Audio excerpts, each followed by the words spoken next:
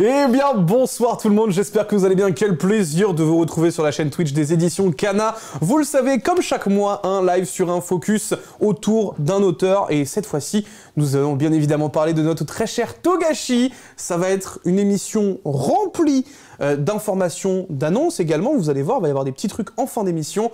Bref, vous allez avoir un planning bien solide. Nous sommes aujourd'hui, comme à chaque fois, accompagnés d'invités de qualité. Ils vont nous régaler pendant les 2 heures d'émission. On va discuter de tout ce que peut nous proposer Togashi dans ses univers différents.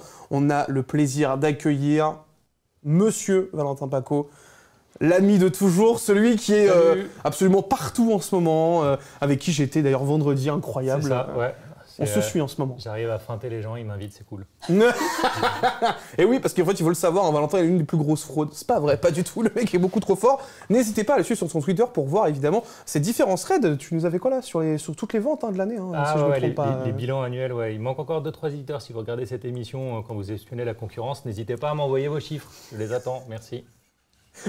Franchement, si tu arrives à récupérer ces infos juste en balançant comme ça des pics aux autres à travers, moi j'aime bien, ça me régale, ça me régale. Nous avons également le plaisir d'accueillir en invité autour de l'édition Kana, notre très cher Yuki. Merci beaucoup d'être là. Ça fait plaisir de te recevoir pour la première fois en plus sur cette émission. Ouais. C'est vrai. Avant, on faisait les lives tout à fait. Maison, et là j'ai fait quelques émissions, mais sous ce format, c'est la première fois. Mais je crois qu'en plus, on en avait fait une ensemble, justement. C'était là où on s'était vu pour la première fois. Donc, très content de t'avoir avec nous pour pouvoir parler un petit peu du maître qu'est Togashi. On va débriefer un petit peu tout cela. Parce que ça fait maintenant pas mal de temps, quand même, que vous éditez Monsieur Togashi. Tout à fait. Ça fait depuis combien de temps, tu sais pas? C'était pour fêter ta naissance. C'était 97 vraiment, hein, c'est ça hein? Tout à fait. C'était un des premiers mangas que Kana a publié après Conan et Senseiya, parce que c'était un des mangas que Yves, qui a donc fondé Kana, a ramené du Japon quand ils sont allés faire le voyage pour demander les premiers titres. Voilà. Et ils sont revenus, ils ont regardé, ils se sont dit mais ça a l'air d'être trop bien, il faut qu'on l'ait. Et à l'époque ils étaient 2 éditeurs, donc voilà, c'était un peu plus facile à négocier. Oui, c'est sûr qu'à l'époque c'était un petit peu différent là-dessus, on va pas se mentir. Voilà. Bon, pour vous expliquer un petit peu le programme du live, on va évidemment parler de notre très cher Togashi en première partie d'émission pour comprendre un petit peu d'où il vient, quelles sont ses inspirations et autres. Et ensuite, on va passer tranquillement sur son premier gros succès qui a été Yu Yu Hakusho. Hein, on va débriefer évidemment des raisons de son succès, qu'est-ce qui l'a amené à créer Yu Yu Hakusho, et surtout ce que Yu Yu Hakusho a bâti pour la suite, qui arrivera juste après, qui se nomme évidemment Hunter x Hunter, qui là pour le coup reste l'un des même plus gros succès ever du Jump à l'heure actuelle, avec énormément de choses autour de cette licence. Et nous allons enfin arriver à la dernière partie d'émission où, cette fois-ci, nous serons rejoints par un autre invité qui nous parlera évidemment des différentes annonces potentielles de ce live. Je vous propose également de vous proposer le premier concours, puisque nous avons un premier concours à vous proposer pour le chat.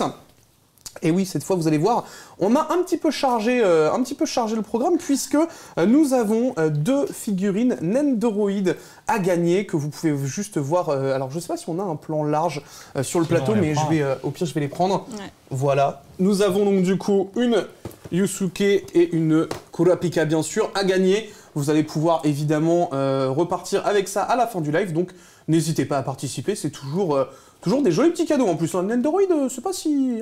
quand même, on arrive sur des petites statuettes bien sympathiques en termes de qualité. Donc, n'hésitez pas à participer dans le chat. Notre modérateur, juste derrière la chaîne, fera ce qu'il faut pour vous tirer au sort, bien sûr. Bon, moi, je vous propose qu'on commence donc du coup cette petite émission autour de Yoshihiro Togashi. Mon très cher Valentin, est-ce que tu peux nous expliquer un petit peu qui est Togashi, d'où est-ce qu'il vient? Attends, je mets la petite pipe. Yoshihiro Togashi est un japonais né... c'est un auteur, un mangaka qui n'était pas forcément destiné à devenir mangaka dans sa première vocation et qui aujourd'hui représente plus de 170 millions de tomes vendus. Donc tu disais tout à l'heure que Hunter x Hunter était un phénomène incroyable. La série est à plus de 84 millions. Yu Hakusho est à plus de 78. Et ça, c'était les métriques avant l'exposition puzzle, qu'on remis une pièce dans la machine. Donc, on y viendra à l'exposition. On peut voir que ça a probablement fait boule de neige en plus. Il a commencé sa carrière assez jeune, à 21 ans. Mais en fait, avant, comme on en parlait avec Yuki, lui, sa vocation, c'était de rester à l'école. Il fait partie de ces gens qui aimaient l'école. Vous qui êtes derrière vos écrans et qui aimez l'école, vous n'êtes pas seul, premièrement, et ce n'est pas sale, deuxièmement. Donc, ça... Encore cette ref, tu la sors à chaque fois, c'est pas possible. Je recycle, écoute, j'écris mes sketchs, je suis comme Gad, je les commande à des mecs qui écrivent et je les sors de temps en temps. J'en ai une autre, si tu veux, pour toi. Tu vois, là, on est Tomo Daci et là, on est Tomo debout. Boum, bam. Je suis très fatigué, désolé, ça va être ce ton-là. 2 heures. Vous inquiétez pas, ça va bien se passer. On va réussir à vous tenir en haleine pendant 2 heures, je vous jure. Ne partez pas tout de suite, s'il vous plaît. C'est bon, je l'ai faite, je voulais la faire. Je parais parier avec quelqu'un. Et donc, l'un des fondateurs de Tomo, il arrive, il a fait ce bon, allez, je me casse, vous m'avez saoulé. Donc, il s'était dit, comment est-ce que je peux faire pour rester à l'école plus longtemps? Et la réponse, c'est devenir prof. Donc, c'est pour ça qu'il a fait une université de prof. Donc, en art plastique. Parce que par ailleurs, il aimait bien dessiner depuis qu'il était petit. Et du coup, il s'est dit, je sais dessiner, je veux devenir prof, prof d'art. Évidemment, prof d'art, ça tombe sous le sens. Voilà. On arrive la deuxième année d'université où on fait ce stage d'intégration où on doit être prof assistant en situation réelle et ça se passe pas idéal. Pas comme il l'imaginait, il se rend compte que c'est pas fait pour lui en fait. Ouais. Parce que de base c'est quelqu'un d'assez timide, qui aime pas trop être dans la foule. Ce qui est un peu mal barré quand tu es devant une classe d'une trentaine de généralement, tu as au moins gamins. 30 lardons, donc ça commence à être un peu complexe, quoi. C'est sûr. Et il s'est dit, si je peux pas devenir prof, qu'est-ce que je peux faire? Je sais dessiner. Et au Japon, en général, quand on sait dessiner et qu'on veut en faire un métier, on se dit mangaka. Ah ouais, pas forcément architecte, quoi, par exemple. Non. C'est tout de suite mangaka qui vient à l'esprit. C'est très souvent ça. C'est soit ça, soit travailler dans la publicité. Et selon la période économique où tu te lances, mangaka est plus ou moins bankable. Et n'oublie pas, il ne veut pas non plus être en contact avec trop de gens. Et la publicité, tu es dans des trucs, tu dois parler avec des groupes de 50 000 personnes, on te critique, on te demande des trucs très précis. En fait, tu es beaucoup moins libre. Donc il y a cette liberté aussi. Donc non seulement tu as cette option, mais tu as cette liberté quasi absolue. Quand tu es mangaka, tu racontes ton histoire. Enfin, c'est ce qu'on te dit au départ. Puis après, tu rencontres ton tantôt qui dit on va changer un petit peu. Mais voilà, donc il fait des premiers essais. Alors, comme tout le monde, on participe à des concours. D'ailleurs, Kana en lance un méga concours pour cet été avec Manga Ayo. Oui, incroyable ça. Donc, là, un jeune Togashi français va peut-être participer à ce concours. Incroyable. Raté pour vous, parce qu'il n'a pas marché tout de suite. C'est seulement à son quatrième projet qu'il a été publié. Donc ce quatrième one-shot qui est passé. Donc là, il avait 21 ans. Alors, il a été publié en 87, mais il l'a envoyé en 86. Il a commencé en 86, il a envoyé. Et puis. Ah oui, donc quand même, on est quand même assez longtemps après ses premiers travaux. Et à ce moment-là, il a réussi à avoir un succès. Mais justement, vraie question là-dessus, quand on parle de premier succès, pour vous, c'est quoi un premier succès? C'est quelque chose qui va réussir à monter ou... Alors, c'est réussir à rentrer dans un magazine. Déjà, être publié dans un magazine, c'est un premier succès. Et après... Après, il y a une deuxième étape où il faut avoir sa première série. Et puis la première série qui fonctionne. Bien sûr. Qui se met dans le temps. Donc c'est vraiment trois étapes bien particulières. Chaque étape, on peut aussi les mettre des sous-niveaux, si on aime les classifications. Donc la première, c'est on remporte le concours. Il y a plusieurs catégories, il y a plusieurs prix. Prix Jeune Espoir, prix Excellence. Togashi, lui, là-dessus, il a été rapide. Il prend les meilleurs prix directement. Quand il arrive, c'est number one. Et il a le prix Upstep. Qui remporte avec ce premier one-shot officiellement publié. Et après, quelques années après, il reçoit... Seulement 2 ans après. 2 ans après, en 87, il reçoit le prix Tezuka. Un an après, il reçoit le prix Tezuka. Donc il enchaîne le prix Tezuka qui est hyper prestigieux, en fait, qui est tellement prestigieux qu'il n'est pas décerné tous les ans. Alors, tous les ans, les gens se réunissent, mais des fois ils disent non, il n'y a pas d'œuvre qui le mérite. On va donner un sous-prix, mais pas... Alors, Du coup, quand même assez curieux parce qu'on on va un petit peu parler avec toi de Saiyuki, mais comment est-ce que Togashi, du coup, à ce moment-là, est perçu au Japon? On va dire, donc, au moment de ses premiers succès, comment le public japonais réagit à tout ça? Et est-ce que, du coup, la Shueisha décide vraiment de l'accompagner dans ses futurs projets? Alors, dès le moment où il décroche le Grand Prix, au sein de l'édito, il est considéré comme un jeune espoir. D'accord. Et donc, ils vont le suivre de façon un peu plus soutenue, un peu plus soutenue pour essayer de l'amener à obtenir une série, à décrocher une série. Et c'est comme ça que ça lui prend que 2 ans pour avoir sa première série dans le Jump, ce qui est relativement rapide. Parce que, complètement, il a sauté l'étape, passé plusieurs années, être assistant pour améliorer soit sa narration, soit sa mise en scène, soit son dessin. Tout ça, il l'a sauté pour revenir sur à quel point les éditeurs croyaient en lui et le soutenaient. Il a publié une dizaine de one-shots, enfin 7 ou 8, qui ont été regroupés en un recueil. Ça aussi, c'est assez rare. Il y a plein d'auteurs avant la sortie de la série, qui font des one-shots. Et publier un recueil de one-shots, c'est qu'on croit au potentiel économique de ce one-shot. Donc il y a vraiment eu un soutien quand même vraiment assez particulier, parce que on n'a pas forcément, je trouve, énormément d'exemples, enfin hormis peut-être récemment avec notamment Fujimoto qui a été très mis en avant par la Shueisha, justement à travers ses différents one-shots et ce genre de choses-là. Mais je trouve que c'est intéressant de savoir que... C'est le premier gros succès. Bien sûr, bien sûr. La différence, elle est là. Si tu reprends des one-shots de jeunesse, d'entraînement, tu vois, c'est les matchs amicaux, les one-shots. T'as pas souvent, on vous a fait une compilation des meilleurs matchs amicaux. Vraiment, c'est assez rare. Ou alors, c'est à des anniversaires de 10 ans ou 20 ans de carrière, où on te ressort le truc et on te met une anthologie super propre. Là, c'était vraiment, dès le début, l'éditeur sentait qu'il y avait quelque chose. Il était reconnu par tous ses pairs. Il se disait, voilà, lançons la boule de neige. Mais là, tu as posé la question de comment il était accueilli par le public. À ce stade-là, encore, le public, il ne l'a pas encore vu, quoi. Et donc, il a sa série, mais sa série ne va pas durer très longtemps. 4 tomes. 4 tomes, voilà. Qui est donc, c'est quoi le nom, du coup? C'est Cupid, Tende Shoharu Cupid. Cupid, qui est une rom-com. En fait. Une rom-com, ok. Une rom-com. Parce que c'était un des genres qui était... ça marchait très très bien à l'époque. On a eu Touch qui a lancé une grande vague, et celle-là était sur la deuxième partie de cette vague, plutôt Orange Road. D'ailleurs, si on regarde les dessins, il y a clairement un petit peu de Madoka, quelque part. Et donc, c'est un succès mitigé, parce que il a tenu quand même 4 tomes, mais pas plus que ça. Et donc, après ça, Togashi il se dit, je veux faire quelque chose qui fonctionne.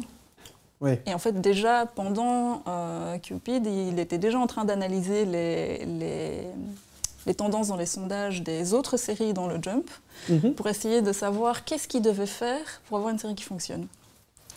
Donc on avait déjà l'aspect un petit peu marketing, entre guillemets, qui pointait le bout de son nez quand même, quoi. Voilà, et c'est comme ça que, en 1990, il lance Yu Yu Hakusho, bien sûr.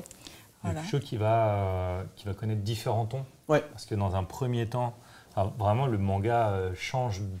Il y a trois inflexions dans Yu Hakusho. On commence par cette histoire de chasseur de fantômes, très original, mais presque plus gag. Au début, ça fait très gag. Gag et puis humain. On prend du furio, humain et furio. Donc vraiment, encore une fois, tu vois, un petit melting pot des trucs qui marchaient à l'époque. Qui marchaient, j'allais dire vraiment très bien à cette époque-là, on avait vraiment une concentration. Mais c'était voulu. Oui, c'est ça qui est fou, en fait. Dans justement de l'exposition, il y avait un carton où il s'expliquait qu'en fait, il avait prévu dès le départ qu'après X chapitres, ça allait passer en battle. Parce que l'autre tendance qu'il y avait dans le Jump, c'est que les séries de combat avaient tendance à obtenir les plus hauts marches du podium. Donc, il s'était dit, je vais accrocher le public avec un truc humain, touchant, avec des personnages attachants. Je vais les développer, leur donner de la profondeur. Voilà. Et puis, on lance le côté combat. Intéressant de savoir tout ça. Bon, c'est bien, ça nous donne déjà des petits éléments pour parler un petit peu du Yu Hakusho. J'aime bien entendre tout ça là. Et donc, du coup, toi, Valentin, comment justement, on va dire, Togashi va être reçu en France, justement, donc 97 pour la première édition de Yu Yu Hakusho, et après, derrière, ça a enchaîné avec Hunter x Hunter, mais Est-ce que déjà au début, Yu Hakusho avait réussi à attirer un petit peu le lectorat français? Ah mais complètement. Alors, difficile de donner les raisons de manière absolue. C'est plus la même... parce qu'à l'époque, on était en manque. Hein. On n'avait plus de club d'eau, on avait très peu de mangas. Et donc là, Yu Hakusho cochait toutes les cases du bingo du succès, c'est-à-dire un bon manga. C'est quand même très important avec bon dessin, bon scénario. Ouais. Une histoire qu'on ne connaît pas. Bien sûr. Parce que ce n'était pas une adaptation d'une série qu'on avait déjà vue. Et une histoire moderne. Ça se passe à notre époque. Donc ça, c'était vraiment les 3 trucs plus importants. Donc c'était plus simple de se projeter. Bien sûr, on adore la fantasy, la science-fiction, mais là, c'était juste du fantastique. Enfin, c'était du fantastique dans notre monde, avec tout ce qu'il faut d'exotisme, parce qu'on a justement les religions japonaises, les yokai, et de toute façon un setup au Japon. Donc tout ça fait que ça a été...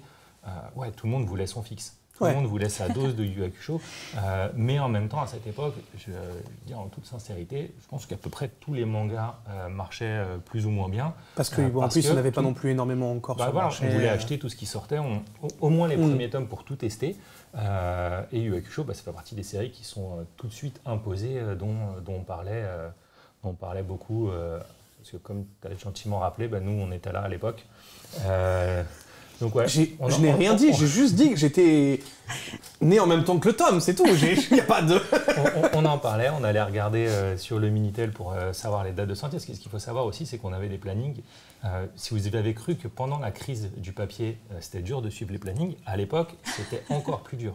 Je veux dire que Yu Hakusho, c'était pas la plus difficile à suivre. Mais Slam Dunk, si je fais juste un petit aparté, le rythme de parution de la première série, c'était très très dur, parce qu'un coup, on avait 3 tomes mensualisés, puis après plus rien pendant 6 mois, parce que y a plein de choses. C'était pas une industrie comme aujourd'hui.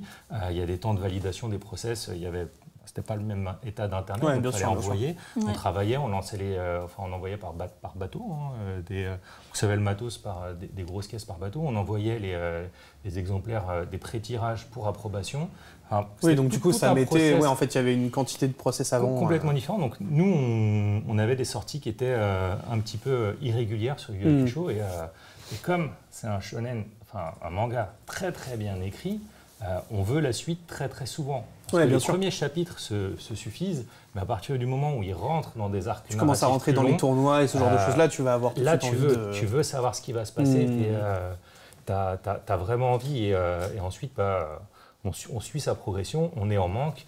Si on regarde à l'époque, il est sorti en 97, donc à BD Expo, il y avait déjà des cosplays. Donc un truc que vous n'avez pas connu, mais il y avait déjà des cosplays Yu Hakusho. Il faut savoir qu'à cette époque, à part les classiques Sailor Moon, Ranma 1/2 et Dragon Ball, il n'y avait pas énormément de cosplays très modernes. Alors que là, si, ça a marché. Peut-être parce que c'était plus facile aussi comme costume. Mais, certes, mais quand même, ça a marqué l'imaginaire. Des choses qu'on aime. Si jamais je faisais des cosplays, j'aurais fait un Kuwabara, une Pompadour. Ça, j'aurais kiffé. J'aurais rêvé de te voir avec ça, je te le dis. Le challenge accepted. Un jour, je viendrai avec une Pompadour. Ça sera une perruque. Mais je le ferai. Non, il faut que ce soit des vrais cheveux. Ah, mais oui. Ok, mais je les laisse pousser. Tu sais que c'est un engagement. Là, vraiment, pour le coup. Non, c'est filmé. Là, c'est un engagement, il y a des gens. C'est filmé, je le ferai. Alors, ça ne sera pas du long terme, je le ferai pour une soirée. Mais, non, pour une soirée, bien sûr. Mais je le ferai. Ok, ça marche. Trop bien. Voilà, c'était la première surprise de ce live. Ne venez jamais, de ce cadeau, mais ne venez jamais en live avec moi, je vous mets dans la sauce. Donc ça pour dire, Yu Hakusho, ça a marché, ça a été très bien accueilli, ça a permis de valider des tentatives éditoriales et de se dire, ok, on va continuer sur ce ça a donné déjà une guideline, entre guillemets, pour ce qui allait sortir par la suite. Et... Le marché n'existait pas à l'époque. Donc les premières tentatives, c'était très simple. C'était, on prend ce qui était sorti sur le Club Dorothée parce qu'on savait il y avait déjà un public aimait Dragon Ball, aimait Sailor Moon. Mais après, il fallait défricher. Et quand on arrive à cette époque au Japon, qu'en général, d'ailleurs, plein d'éditeurs ne parlaient pas japonais, donc tu arrives, tu vois une montagne de mangas, tu as 50 ans de production à rattraper, plus les nouveautés. Tu ne sais pas lesquelles choisir. Tu sais pas parce que tu ne peux pas dire que ce qui marche au Japon va forcément marcher. Et inversement, ce qui n'a pas marché au Japon va pas marcher. Tu n'as pas de compétition. Donc tu peux prendre le temps de choisir, te dire, te faire des questions. Et Yu Hakusho fait partie des titres qu'on posé une chape sur une base sur le marché français. Et en fait, au-delà, parce qu'au Japon, il a posé les nouvelles bases de comment raconter un shonen. Bien sûr. Moderne. De toute façon, on va y venir sur la partie Yu Hakusho, mais effectivement, Yu Yu Hakusho, au-delà du succès que ça a été, ça a quand même posé des bases, notamment pour tout ce qui est aspect tournoi ou autre, dont on parlera évidemment sur cette partie. Moi, j'ai une petite question, parce que du coup, on a beaucoup parlé un petit peu de Togashi en tant que tel, mais on sait qu'il y a eu donc du coup l'exposition Puzzle, tu en as parlé, tu as montré notamment ton ticket. J'ai eu le ticket le plus chanceux, les enfants. Je peux dire, j'ai survécu. C'est ça son problème, il a besoin de survécu. Attends, tiens, il y a le meilleur focus sur toi. C'est un truc de fou, hein. Regardez comment il a besoin de nous montrer que c'est un crack. C'est trop, hein. On a compris, Valentin. J'ai survécu le tournoi. C'est bon. Non, mais en vrai, je suis assez curieux de voir un petit peu votre avis sur cette expo, parce que c'est quand même une exposition, je trouve, assez oufissime de voir Togashi remis en avant à ce point-là. Il y avait donc du coup eu cette période de creux, et ça a fait beaucoup de bien, je pense, aux fans, justement, de voir Togashi revenir sur le devant de la scène avec ce genre d'exposition-là. C'était incroyable pour plein de raisons. Je pense que la première que j'ai envie de citer, c'était, de toutes les expos que j'ai fait au Japon, c'est la seule qui était intégralement traduite en anglais. Ah, intéressant. Tous les textes étaient disponibles en anglais. Je n'ai jamais vu ça ailleurs. De temps en temps, on avait un tout petit truc à l'entrée, et c'est le « ne prenez pas de photos ». C'est le seul truc qui va être traduit. Là, tout était traduit. Ça, c'est bien, partout, sauf le mot de Togashi à la fin. Je n'ai pas compris pourquoi celui-là n'avait pas traduit. Il a dû arriver très tard, je pense, en last minute. C'était pas le mot en dessous du tableau, si. Là C'est le seul. Même les shikishi, les mots qui accompagnaient les dessins faits par d'hommage à la fin, étaient traduits. Donc là, franchement, merci beaucoup à Shueisha d'avoir fait ça. C'était un peu un parcours du combattant pour pouvoir aller à cette expo. Elle était tellement prise d'assaut qu'il fallait réserver ses places plusieurs semaines à l'avance. Et quand je dis réserver ses places, c'est pas juste acheter son ticket, c'est dire quel jour sur un créneau de 2 heures on vient. Et attention, là c'est pas la poste. Quand on choisit un créneau de 2 heures, c'est ces 2 heures là où il faut venir. Toi tu y allais, Lucie, du coup? Ouais, j'y suis allée aussi. Bon, moi j'ai eu un petit peu plus de chance parce que j'ai triché. Vu qu'on est les éditeurs, on a pu demander à Shueisha de nous réserver des places. C'est les avantages. C'est un plateau où ça flex tous les jours, quoi. C'est pas possible. mais c'est vrai qu'on a eu des instructions très précises de l'horaire à laquelle il fallait qu'on se présente. C'était pile entre 45 et... Non, attends. C'était quoi? C'était entre 45 et 59 de l'heure. Ah oui. C'est à ce créneau-là qu'il fallait se présenter, parce que sinon, on nous laissait 14 pas passer. minutes. Voilà. Et on nous a dit, il faut viser ce créneau-là. Et cette expo, elle est incroyable, parce qu'ils ont été avares d'aucune planche. Il y avait un nombre de planches dingue. Il y a une scénographie hyper travaillée, parce que en fait, ça a été très réfléchi. C'était pas simplement une expo chronologique où on balance les tableaux. Là, on est sur un niveau d'expo angoulémien. J'allais dire, est-ce que ça se rapproche un peu de ce qu'on avait pour Chainsaw, par exemple, en termes de rétrospective? ou... En termes de logique et d'approche de comment on fait, oui. Moins en termes de mise en scène elle-même. Il y avait moins d'artifices, moins de statuettes, moins de décors. Mais dans le découpage logique et dans l'analyse de l'œuvre, c'était hyper intéressant. Il y avait... moi, ça m'a permis de redécouvrir des scènes et de mettre en relation des scènes sur plusieurs titres qui, en fait, se font écho entre elles. Il faut savoir que Togashi, il a une mémoire incroyable, ou alors il a tout chez lui et il note. Il se fait des auto-clins d'œil sur pas mal de trucs. D'ailleurs, si on revient sur son premier one-shot publié, l'anniversaire... l'anniversaire de Tonda. Dedans, il y a un professeur génial qui crée un jeu vidéo. Il y a 5 personnes qui vont dedans. Donc déjà, le nombre 5, très important. J'allais dire des on devrait l'appeler Gogashi, quoi. Mais donc, doivent aller battre le dragon pour terminer le RPG. Donc cette notion de RPG, on va la retrouver dans Yu Hakusho. Et on va la retrouver surtout, cette même scène avec la position des personnages, dans Level E. Ok, d'accord, intéressant. Ouais. C'est super intéressant. Donc ça, on peut le découvrir parce qu'on nous, on les lit avec 10 ans d'écart bien sûr. Et 30 tomes, donc on ne va pas se souvenir des trucs. Et il fait ces hommages-là. Un autre truc il y a 2 autres trucs qui m'ont surpris très agréablement. J'en ai vu, alors je vais dire, je flex. Non, vas-y, je promis, je ne le dis pas. On a la chance d'avoir vu beaucoup de planches originales de mangaka. Aux expos à Angoulême, par exemple. Je suis super content pour toi. Chez Togashi, il y en a très très peu. Et sur les plusieurs centaines qu'il y avait, j'ai compté, j'avais que ça à faire, il y en avait moins de 10 où il y avait du typex pour faire des corrections. Donc il y a que 2 explications possibles. Soit il fait jamais d'erreur, lui et ses assistants, soit il est tellement maniaque que s'il y a une erreur, non, on dégage la planche, on la refait. Et c'est impossible, je vous jure. J'ai vu du typex sur plein d'autres trucs, mais des tout petits, tu sais, juste pour refaire un sourire, refaire des yeux. Ou le contour des cheveux. Exactement. Là, jamais. Les seuls moments où il faisait du typex, c'était pour faire des effets sur des lignes. Et donc là, c'était du dessin. C'était pas de la correction. J'en ai moins d'une dizaine sur plus de 200 planches. C'était incroyable. Et l'autre truc qui m'a fait délirer, donc nous, quand on voit imprimer, on voit pas la planche dans son intégralité. C'est-à-dire qu'une planche de manga, il y a des bords dans lesquels on va mettre des indications.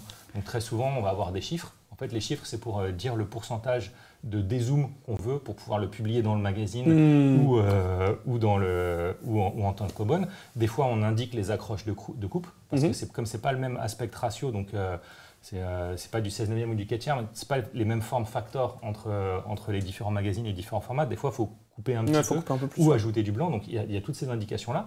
Et quand on est un artiste très connu et qui marche très bien, et souvent on crée son propre studio pour des raisons économiques ou autres, on a ses propres planches avec son nom dessus.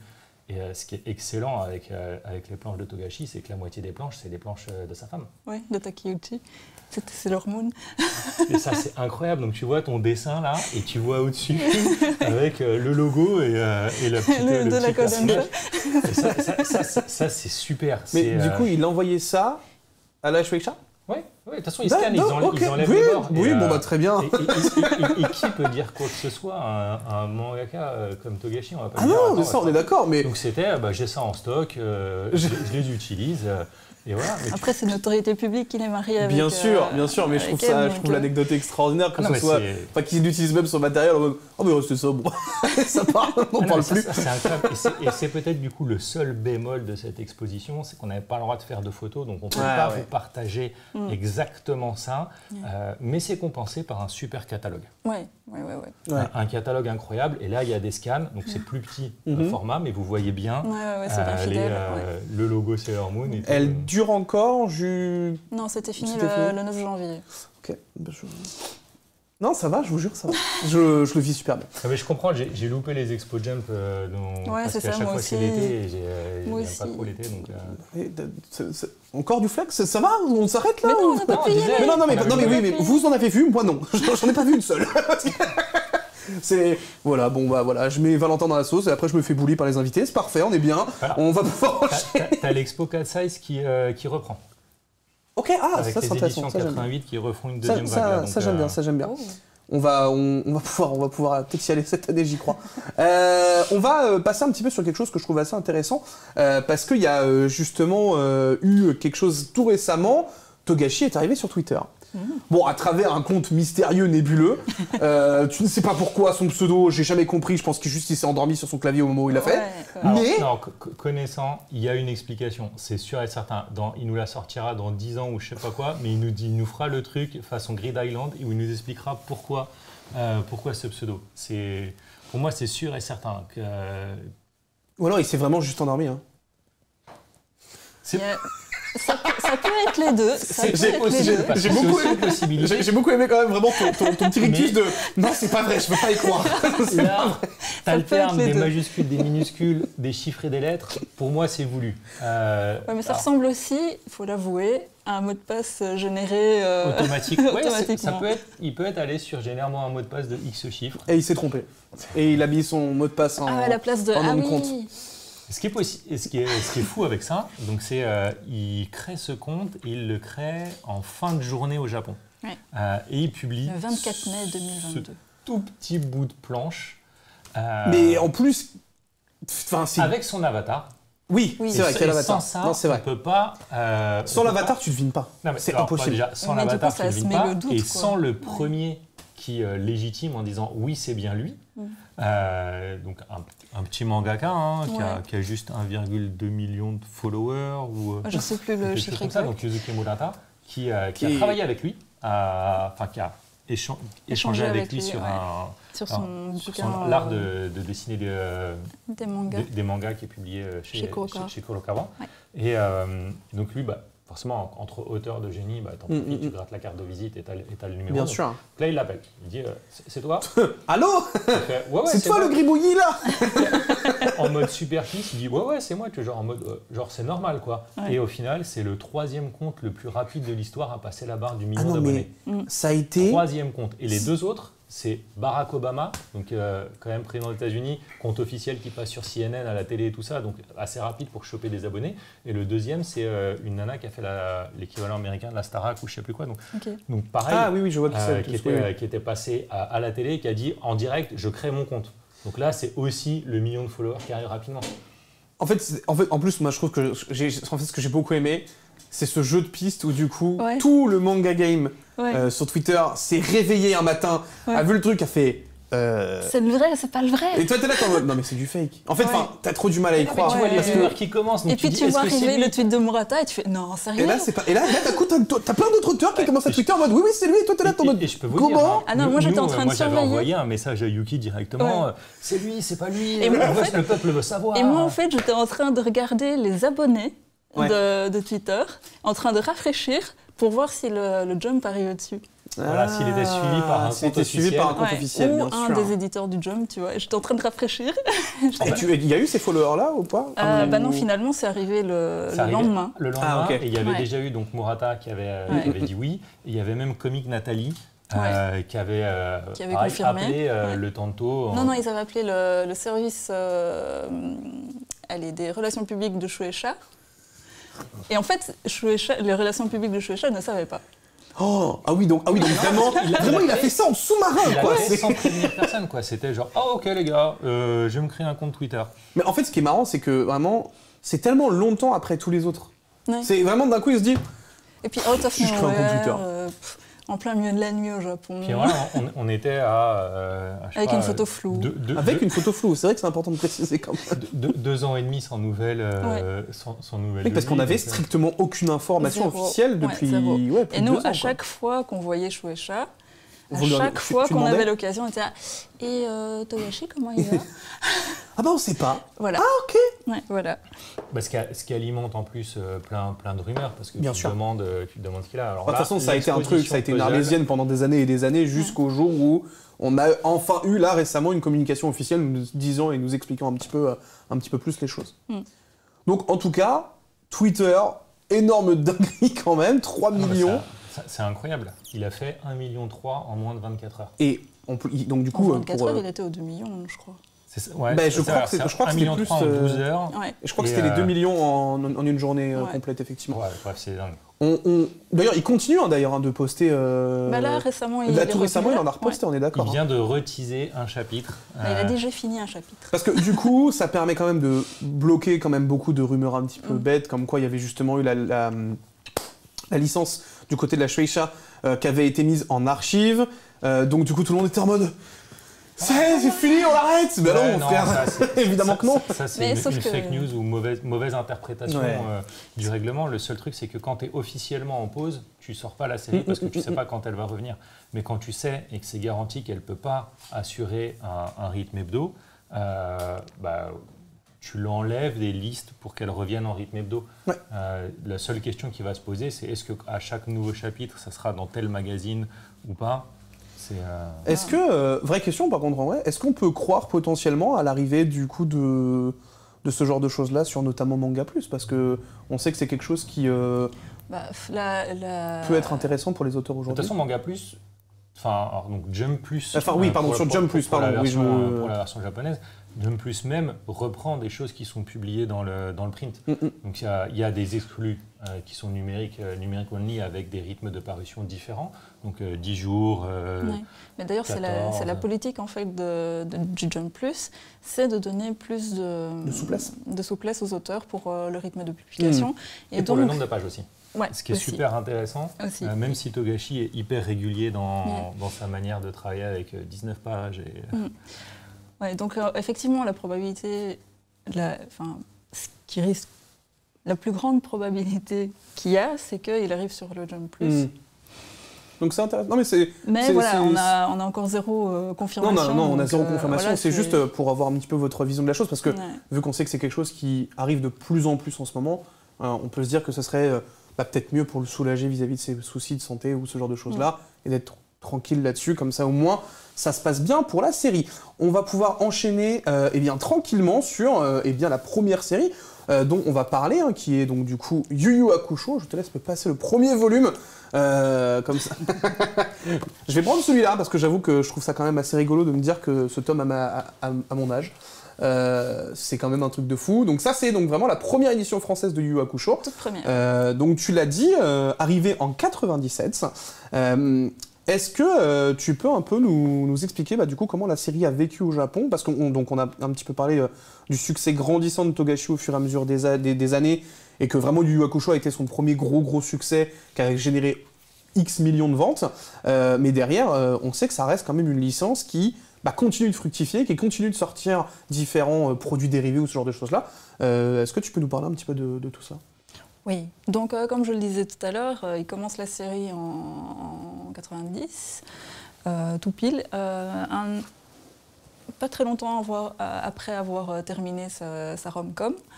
Et en fait, assez vite, il y a le public qui réagit très positivement.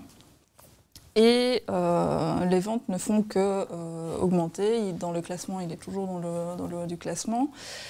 Et du coup, seulement 2 ans après le début de la publication, il décide d'adapter en animé. C'est rapide. Ce qui est rapide à l'époque. Juste pour rebondir sur une anecdote marrante sur le public réagit très rapidement et très positivement. Au Japon, quand le public réagit, ils envoient des lettres à l'éditeur. L'éditeur qui les compile et qui les ramène. Et là, on parle en fait, l'éditeur ne pouvait pas les ramener. Il avait à chaque fois plusieurs cartons à ramener. Donc, voilà, donc déjà, rien que là, ça montre un niveau d'engagement et de fans. Et pour la blague, parce que j'avais promis une blague, sur le dernier tome, il y a une lettre adressée au mauvais mangaka qui s'est retrouvé dans son carton, qui était adressée pour le manga Kenshin.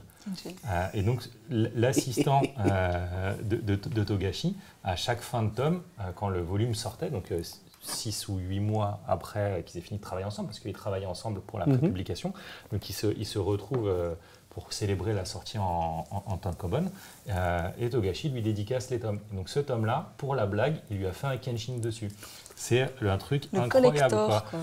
Donc il a un Kenshin dédié. Vous pouvez le voir, c'est sur son Twitter, il a partagé la photo. Ça, c'est quand même bien rigolo, ça. C'est super marrant.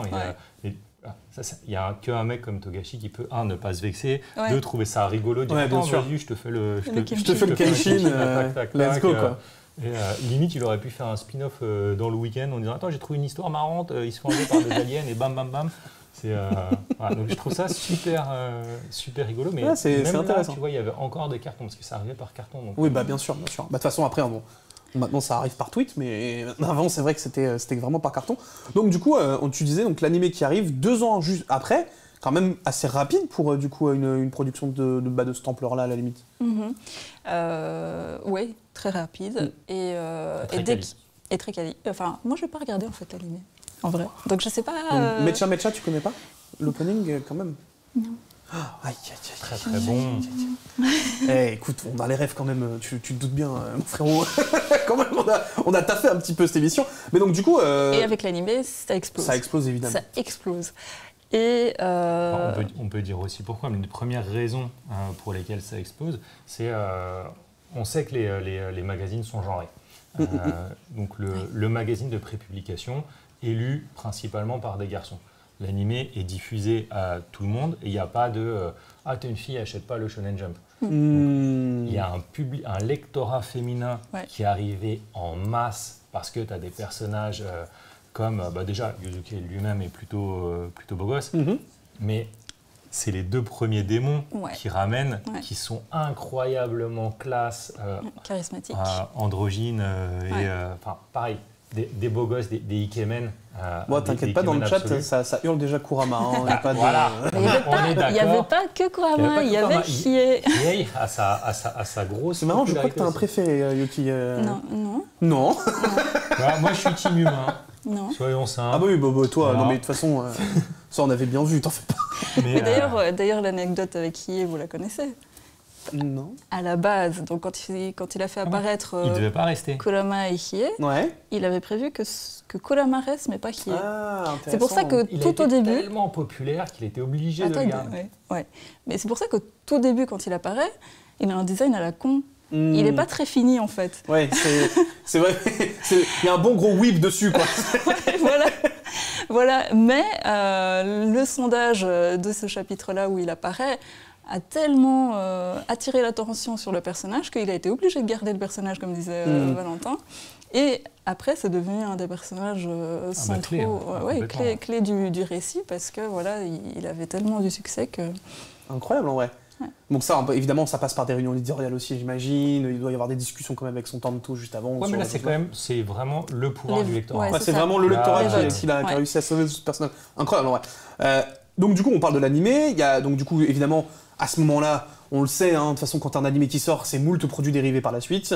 Le Japon est très fort là-dedans. On peut le voir juste avec les Nendoroid qu'on a juste là, qui sont de production récente. Donc ça montre quand même encore une fois la vivacité potentielle de la licence. Mais même là, à l'époque, il n'y a pas eu tant de produits dérivés que ça sur Yu Hakusho en termes de peluches ou autres. Il y en a eu beaucoup, mais si on compare à ce que faisait un Urusei Yatsura, un Dragon Ball, qui sont des trucs que tu as retrouvés partout, ou même aujourd'hui, si tu prends un Tokyo Revenger, tu as de la lessive Tokyo Revenger. T'as pas eu la... Moi, quand j'ai vu qu'il y avait des médicaments de Jujutsu Kaisen, j'ai arrêté, si tu veux. Voilà. Après, c'est peut-être... la période a changé, mais là où les vannes ont été ouvertes, c'est sur les jeux vidéo. Et je pense que Togashi a dit, mais privilégiez les jeux vidéo.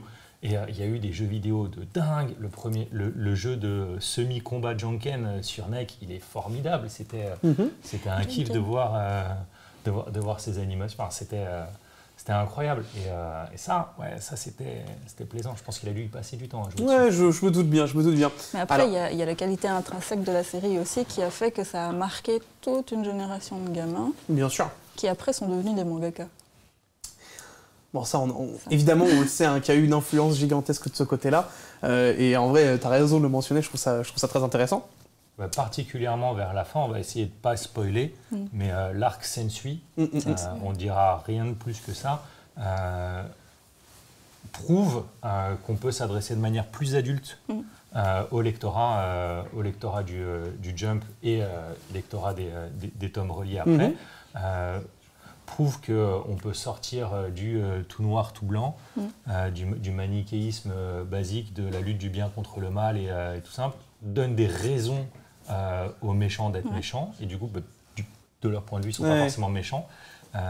Il avait déjà commencé, en fait, si on réfléchit avec Toguro, à justifier certaines choses, mais de fait, il n'était pas vraiment méchant, parce qu'à la fin, il se sacrifie, il était juste dépité. Sensui, il apparaît vraiment comme un méchant, il fait des choses qui sont mal, parce qu'il est dans la repentance absolue. Et après, j'arrête les spoils, promis. Donc ça a marqué. Oui, parce que là, on n'a même pas encore pitché la série pour ceux qui ne l'ont pas encore vu. Après, en vrai, on avait pitché la série tout à l'heure, t'en fais pas. Pitcher la série, c'est difficile en plus. En vrai, ouais. Oui, mais justement, en vrai, on va éviter parce qu'en fait, sinon on va s'embourber dans des trucs, on va spoiler, ça va pas être forcément le truc le mieux foutu là-dessus. Mais... Alors vous avez 5 heures. Mais toi, justement, bougez pas. Yuki, pourquoi tu recommanderais Yu Yu Hakusho en tant que justement éditrice? Comment toi tu vendrais Yu Yu Hakusho? Oula, ça c'est une colle, ça. En perfect avec des pages couleurs, voilà comment je la vendrais. Dans combien de temps?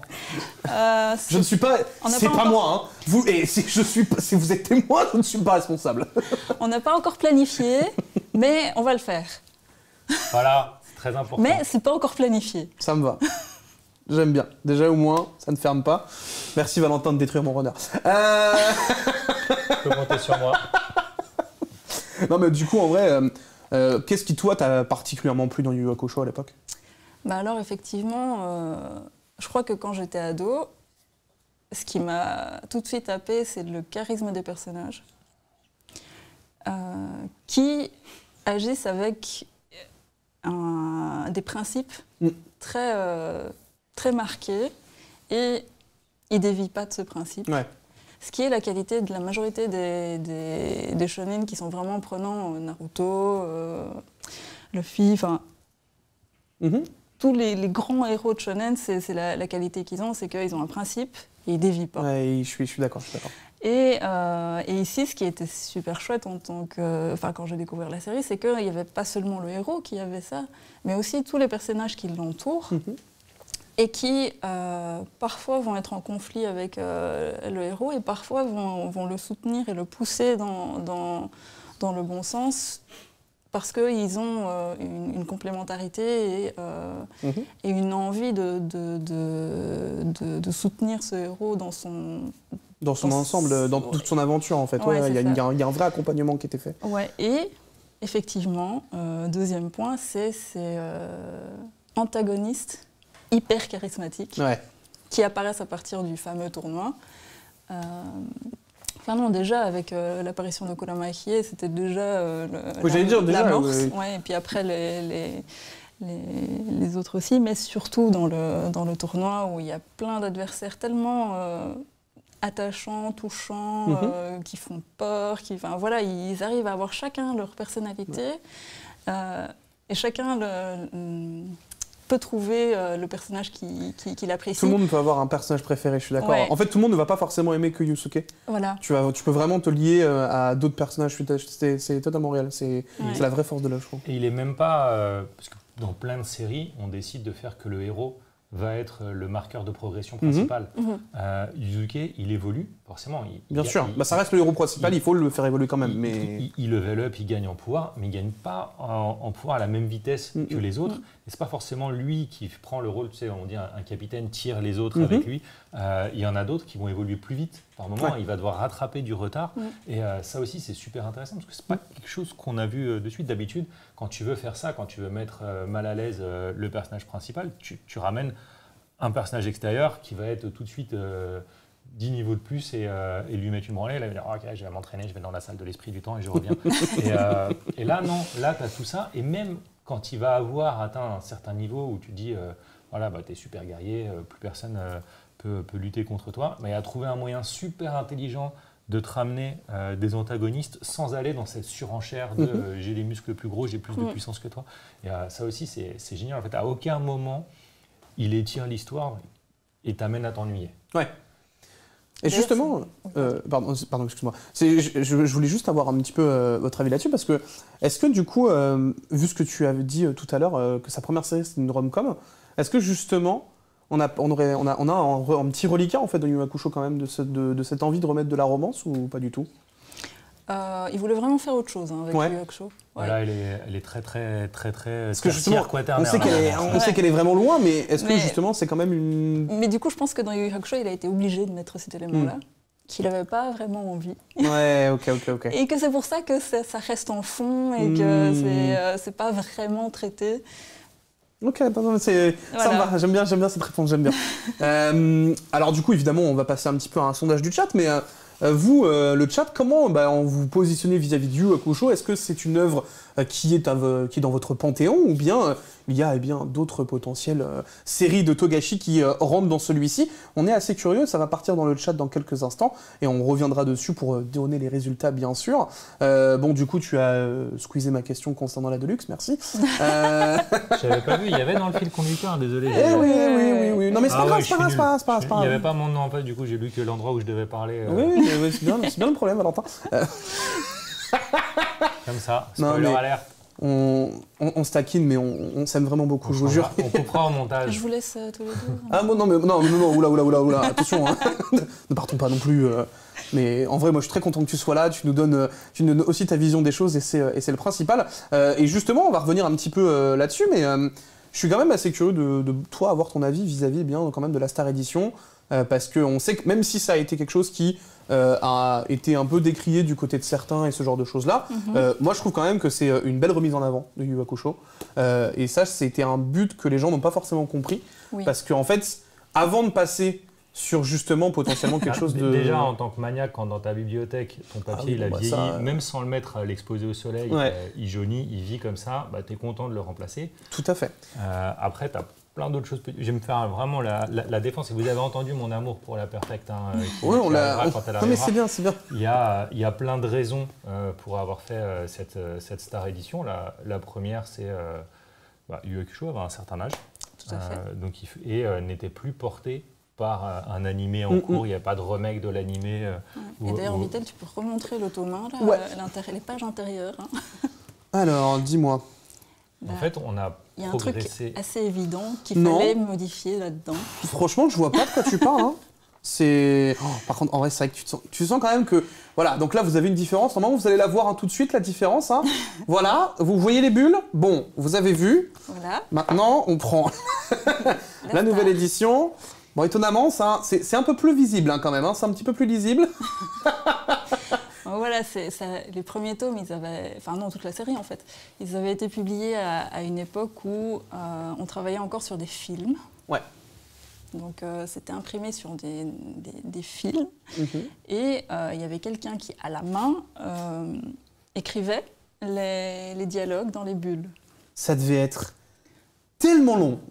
Tellement long. Et alors, quand il y avait une erreur, c'était la croix et la bannière parce qu'il fallait gratter l'encre pour réécrire dessus. C'était un truc de fou, quoi. Ah ouais, ah oui, d'accord, oui, ça devait être... Et donc, être... voilà, c'était une technique d'une autre époque. Voilà, quand on voulait recruter sur cette série, c'était un vrai frein. Ouais, bien sûr. Parce que c'était pas le format qu'on avait l'habitude de voir en manga. On a progressé au niveau des scans, par rapport à...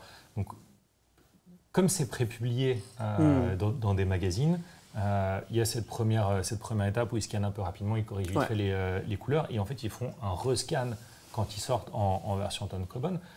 Très souvent, l'éditeur français, lui, il n'a pas les versions originales, il a le scan avant d'être retravaillé, donc il a le scan non retravaillé qui lui est fourni. Encore une fois, on vous rappelle, en 97, au max, tu avais du 300 dpi, tu étais content. Donc, tu n'avais pas le même matériel. Là, tu rentres dans des termes un peu techniques, mais... Alors, tu avais des fichiers de moins bonne qualité que ce que tu as aujourd'hui, et donc tu perdais énormément d'informations. Là, on le voyait tout à l'heure sur les ombrages et ce genre de choses-là. Exactement. Et ça peut être des informations très, très importantes pour apprécier mieux la mise en scène et la qualité, l'équilibre en fait de certaines scènes. Là où tu pouvais voir un gros blanc, en fait non, il y avait un dégradé parce qu'il y avait, je reviens dessus, il y avait des fois des couleurs qu'en noir et blanc on ne voit pas forcément, des nuances, des traitements sur les trames. Très très souvent on voit ce petit effet, c'est un peu comme l'aliasing sur les vidéos. Donc, si vous y êtes censé partir, le problème c'est partir où vous les voyez, vous les voyez tout le temps. Avec le fameux moirage ou ce genre de choses-là. Bon, là, c'est vraiment des termes un peu barbares, mais je vous jure, ça a une importance et c'est un contrôle de qualité. Il y avait un progrès technique, il y avait le fait que cette licence avait un certain âge, et vous n'étiez pas forcément sûr que le public de la nouvelle génération verrait la même lecture, parce que Yu Yu Hakusho en 97, c'est la première fois qu'il se passe tout ce qu'on a dit, de casser le manichéisme, de mettre des trucs. Et ensuite, donc, tous les suiveurs de Yu Yu Hakusho ont repris ça. Oui. Et donc, on avait envie, vu que c'est une super série, on avait envie de présenter cette série aux nouveaux petits là qui commencent à lire l'explosion qu'il y a eu du manga récemment. Voilà. Tous ceux qui commencent à lire les mangas, on avait envie de leur faire lire, en fait, Yu Yu Hakusho. Mais avec ce tome 1, c'était vraiment compliqué. Et donc, vraiment, l'approche de la Star Edition, parce que si on parle de qualité, on pourrait nous dire, alors il fallait sortir la Deluxe. C'est un plus grand format. Sauf que c'est un tarif beaucoup plus élevé, il y a une qualité de fabrication plus profonde. Tout à fait. Et donc, on voulait que ce soit financièrement accessible aussi aux plus jeunes. Et c'est pour ça qu'on a fait le choix de sortir d'abord la Star Edition, avant de sortir une Deluxe. Parce qu'on voulait d'abord présenter la série à ces jeunes lecteurs qui ne connaissent pas encore la série. En fait. Bien sûr, bien sûr. Et donc, c'est vrai que c'est une grosse frustration pour les fans de longue date parce que voilà, le tome a vieilli, on aimerait bien le remplacer par une belle édition pour avoir une belle collection dans sa bibliothèque. Et voilà, je comprends tout à fait la frustration de ne pas avoir vu arriver d'abord la Deluxe. Mais nous, on avait vraiment envie de présenter cette série à ces jeunes lecteurs dans un premier temps. Et c'est comme ça qu'on a choisi de sortir d'abord la Star Edition. La Star Edition. Ouais. En vrai, c'est important de le dire parce que, en fait, c'est un aspect qu'en fait, les consommateurs ne se rendent même pas forcément compte. En fait, quand tu es enfermé dans ton microcosme qu'est le manga, quand tu connais tous ces trucs-là, forcément, bah, tu commences à chiner autour des perfects, des Kanzenban au Japon. Donc, toi, tu vas être au courant, mais effectivement, il ne faut pas oublier, il ne faut pas perdre de vue qu'un manga se doit d'être accessible à une communauté beaucoup plus jeune que ce que nous sommes aujourd'hui. Hein. Enfin, moi, je me rappelle quand je achetais encore mes tomes, que c'était ma maman qui me donnait les 6 € pour aller à la librairie et pouvoir m'acheter mon tome de Bleach. J'ai lu à 25 francs. Ah, ouais. Bah non, je te rappelle, je suis né en 97. À un moment, ça commence à être compliqué. Hein. Dans les supermarchés. Ce qu'on peut juste ajouter en précision, c'est aussi le schéma éditorial normal au Japon. Hein, parce que justement, tu as la prépu, la sortie en premier tome relié, et après, tu as une première version qu'on appelle My First Wide, qui va être une wide de moins bonne qualité, souvent sans jaquette, pour aller dans les combini et tout ça, vraiment pas cher. Et là, on parle de double ou triple tome à 4-5 €. Enfin, c'est vraiment pas cher. Si la licence a un potentiel, arrive un wide plus beau avec jaquette qu'en double tome. Il y a la bunko entre les deux. Tu as la bunko en format tout petit que tu peux lire en la tenant d'une main, comme ça dans le train, tu peux tenir de l'autre. Ouais. C'est son intérêt, le seul. On va pas se mentir. Non, il y a l'autre intérêt. Ah, ça prend moins de place, ranger chez toi? Non, c'est pour ceux qui ont honte d'avoir une collection de mangas chez eux. C'est un format en fait qui est pensé pour ressembler à des romans. Parce que c'est pile le format des poches, des romans poches japonais, et même la maquette est faite pour ressembler à... Mais t'as pas d'image, c'est beaucoup plus léger. Et donc quand c'est dans la bibliothèque, c'est totalement camouflé. Ah ouais, on arrivait même à ce stade-là de réflexion, quoi. Ouais, et donc, par exemple, les tranches des mangas, il y a toujours ces traits noirs qu'on voit... Donc il y a une marge blanche pour pas qu'on voit... Voilà. Okay. Dans les bunkos, il y a une marge blanche pour qu'on ne voit pas que c'est des planches de manga sur la tranche. Je ne savais pas du tout. Je pensais que c'était juste qu'on rajoutait du blanc pour pas cropper l'image, comme c'était un format un peu différent, mais c'est... Donc c'est un camouflage C'est un camouflage social... Voilà. Voulu, c'est un truc de fou. Bon, en tout cas, merci beaucoup de nous avoir quand même apporté ces précisions concernant la Star. Merci de nous avoir donné l'information pour la Deluxe. On va pouvoir passer maintenant à celui que vous attendez tous dans le chat. On va pouvoir passer à la masterclass de Monsieur Togashi. On va passer sur Hunter x Hunter. C'est parti, trailer.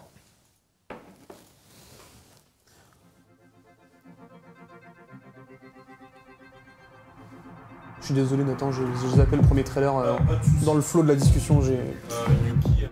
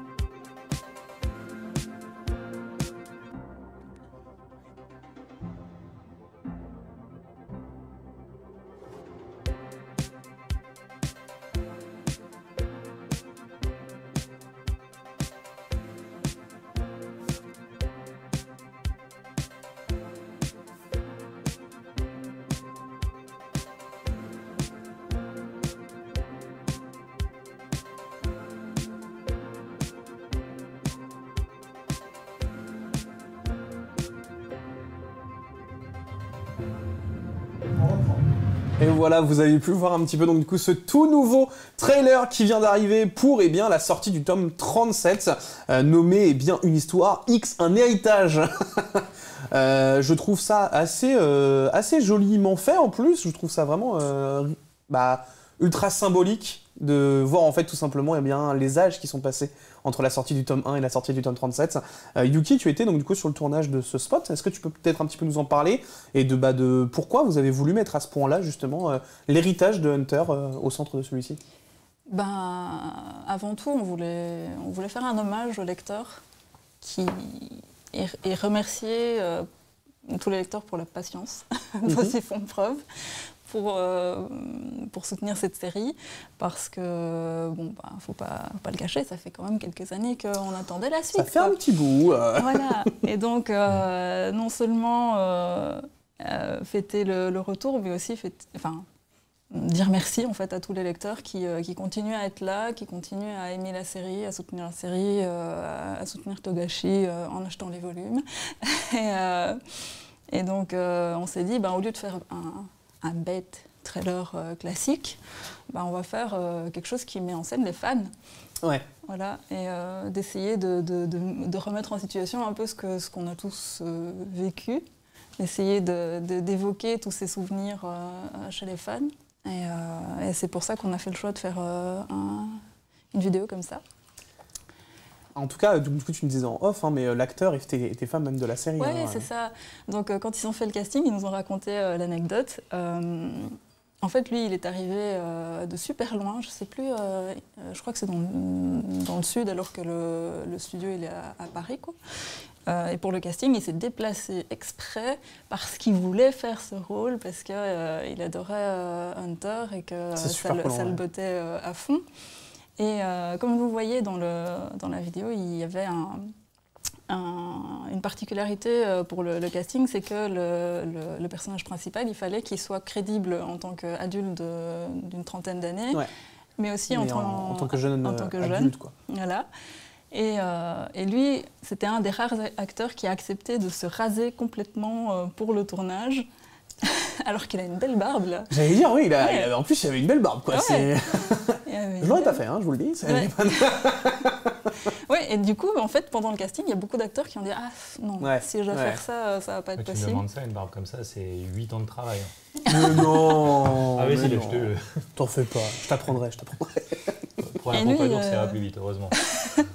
Et lui, il était tellement à fond qu'il a dit « Non, il n'y a pas de souci, je vais le faire. » Et donc, il a bien accepté. Mais pendant le tournage, il faut l'avouer, il a eu un petit choc quand même quand on lui a refait ça. Ah bah oui, ça fait un peu malin quand même. Quand tu vois le truc derrière, t'es en mode « Ah oui, c'est vrai, j'avais oublié que j'avais cette tronche-là sans. » Ouais, exactement. C'est vrai, ça arrive à tout le monde. Ça. Ouais, sinon, c'était super bien passé avec la petite fille aussi qu'on voit sur la fin, parce que c'est toujours l'inconnu apparemment dans ce genre de tournage où si l'alchimie va fonctionner entre les acteurs, si ça va bien se passer. Et là, c'était immédiat. Ça, c'est cool, ça. Tu voyais que ça fonctionnait bien et dès les premières prises, tu sentais l'alchimie. C'était convaincant que c'était père et fille. Et c'était chouette aussi. Non, franchement, le trailer est vraiment super sympa. C'était super mignon de voir Oui, directement, la connexion se faire et l'échange qui se crée en plus à travers le visuel. Enfin, on le voit, vraiment, franchement, je suis vraiment... J'avais pas du tout vu le trailer passer, donc je suis très content de voir qu'il y a eu ce genre de production et franchement, il est vraiment cool. Bon, maintenant, on va rentrer dans le vif du sujet.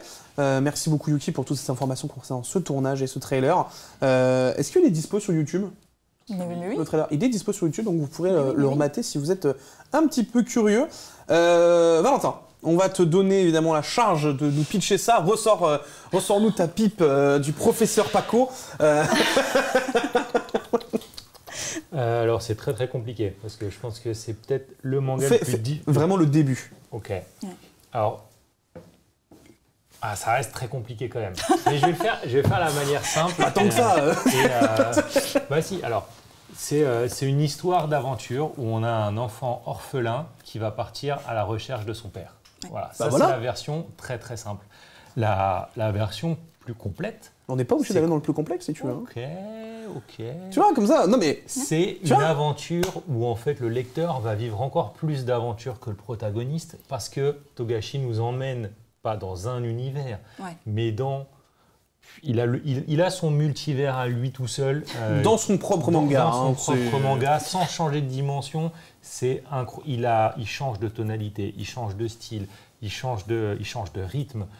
Enfin, ce manga, c'est des plus marquants qu'on peut lire dans sa vie. Je pense que c'est, oui, je pense que c'est... De fan de manga. C'est dans mes top 5 grosses claques que j'ai pris quand même. Hein. C'est une claque à chaque nouveau volume. C'est pas le manga le plus facile à lire.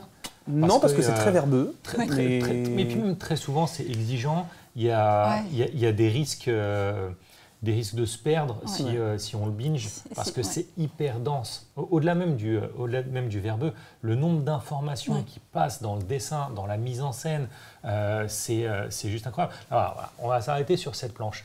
Il y a un moment dans le manga, donc on voit Gon et Killua, donc les deux meilleurs amis. Si vous regardez, Killua est toujours derrière Gon dans 99% des plans. Il est d'une régularité à faire ça pour mettre cette défiance, ce jeu ombre et lumière, tout ça. Il y a un moment où ça va changer, où Killua va enfin pouvoir passer devant, voire même prendre son indépendance. C'est incroyable, et tout ça, c'est des détails que tu peux voir, soit si tu es très habitué dès ta première lecture, soit à ta 75e lecture, si tu es comme moi. Et 75 lectures, c'est largement faisable. Hein. Ah bah ouais, de toute façon, on a eu 2 ans et demi pour les relire plein de fois.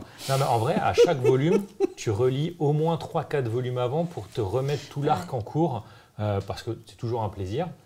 Tu découvres à chaque fois des nouveaux trucs, et... alors, il y a un terme qui est vachement à la mode en ce moment, c'est le foreshadowing.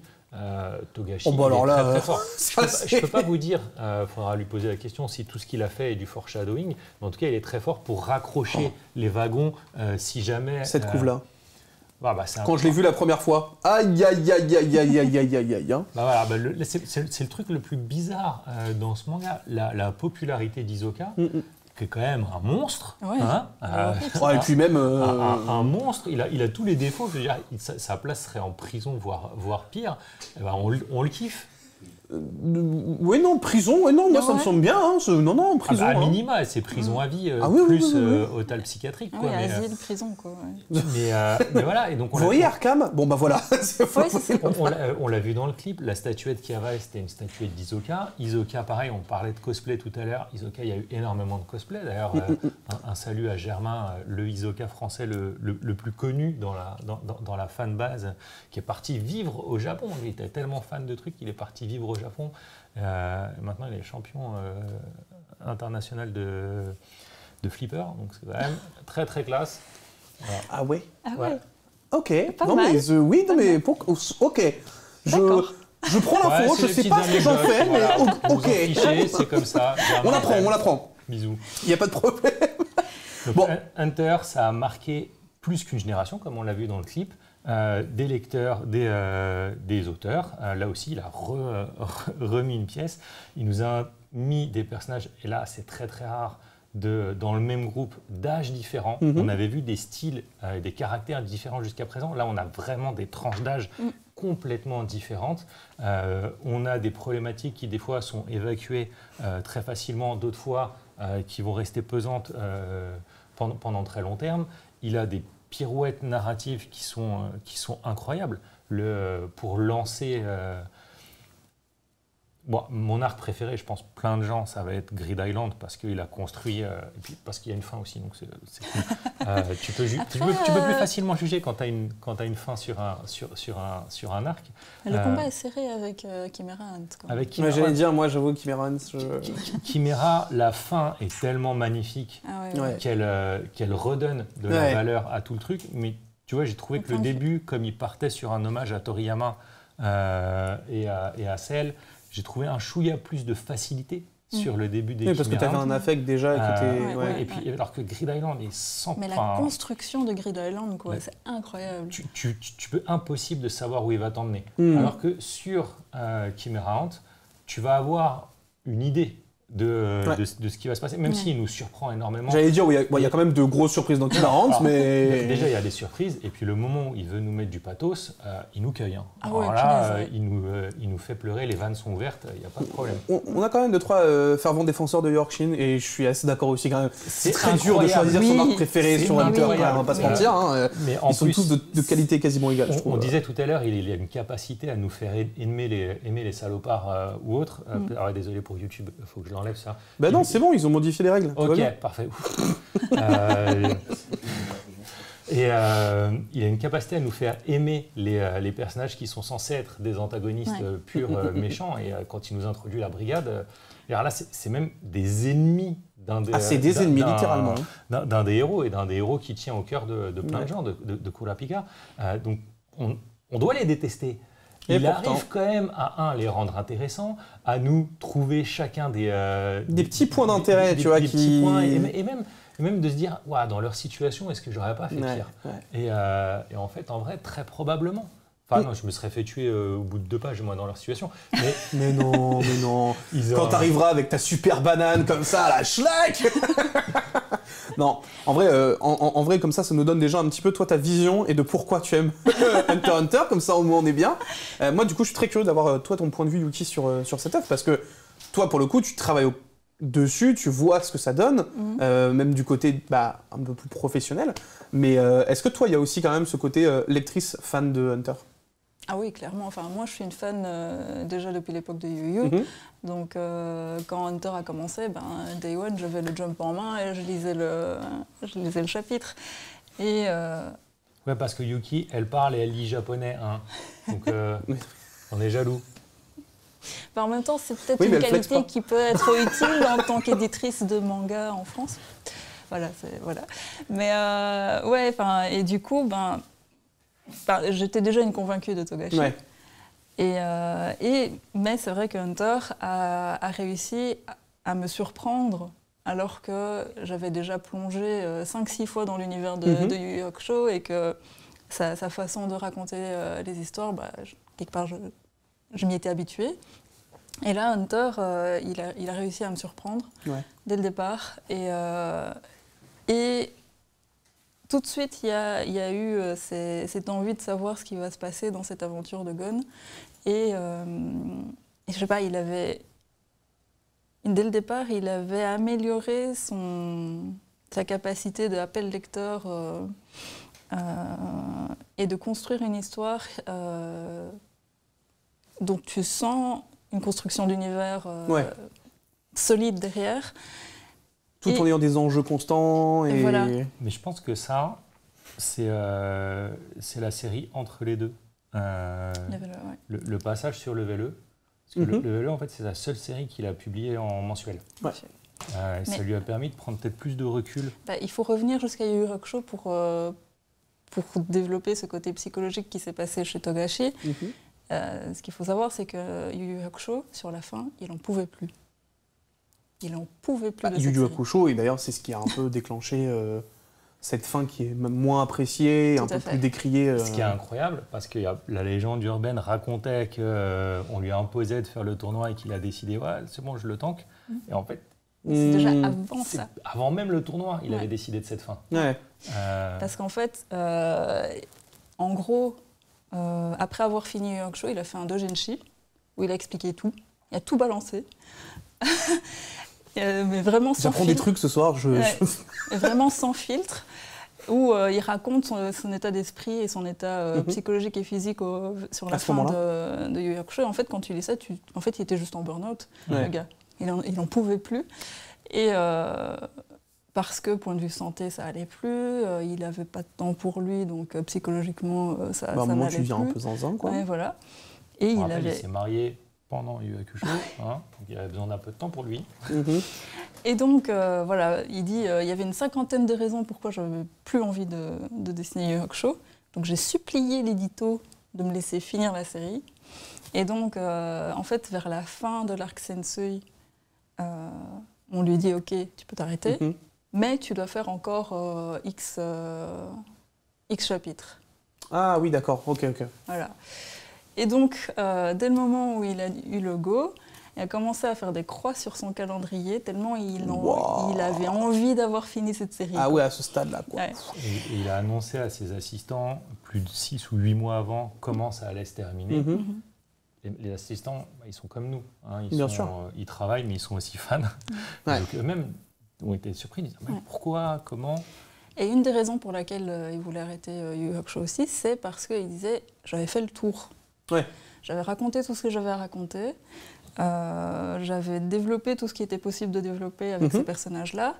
Et si je continuais à la série, je recommençais la même chose jusqu'à lasser les lecteurs. Et je voulais pas en arriver là. Chose qui est du coup ultra paradoxale avec Hunter x Hunter, où ça te met une quantité d'histoires liées les unes aux autres sur 33 milliards de tomes. Du coup, en étant arrivé là, ça l'a poussé à réfléchir sur la construction de ces récits et la construction de ces personnages. Choisir un univers qui sera moins fermé, des personnages moins fermés. Ouais.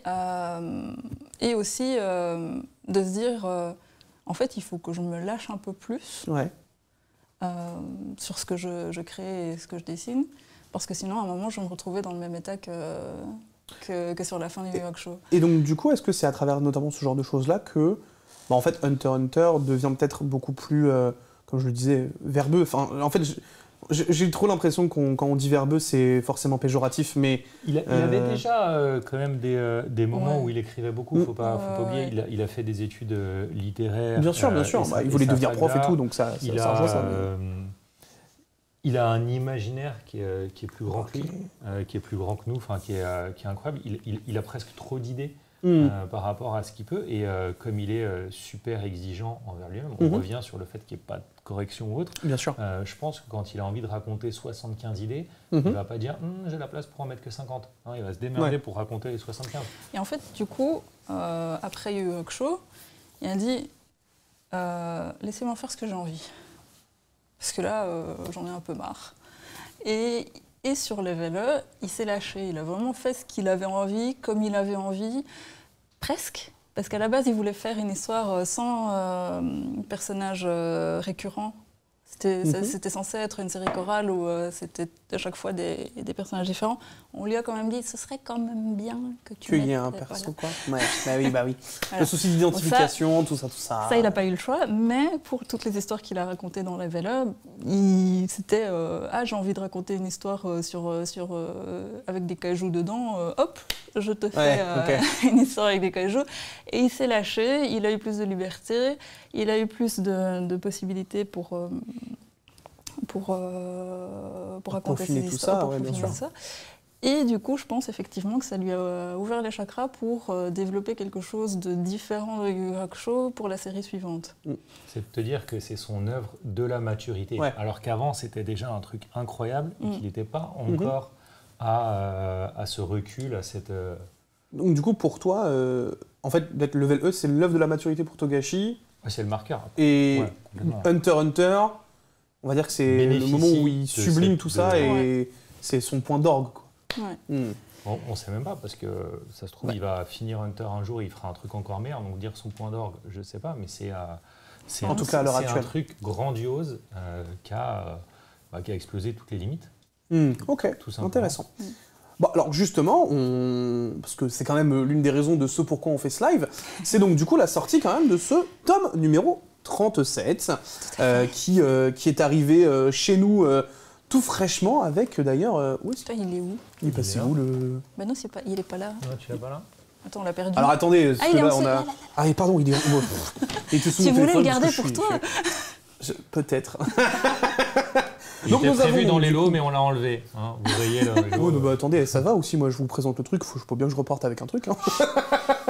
Donc nous avons donc du coup effectivement cette nouvelle jaquette, la jaquette brillante, exclusive au premier tirage, pour ce nouveau tome 37, qui est donc du coup le tout dernier volume sorti en date. Le 38 arrive d'ailleurs au Japon, on rappelle, c'est important de le dire.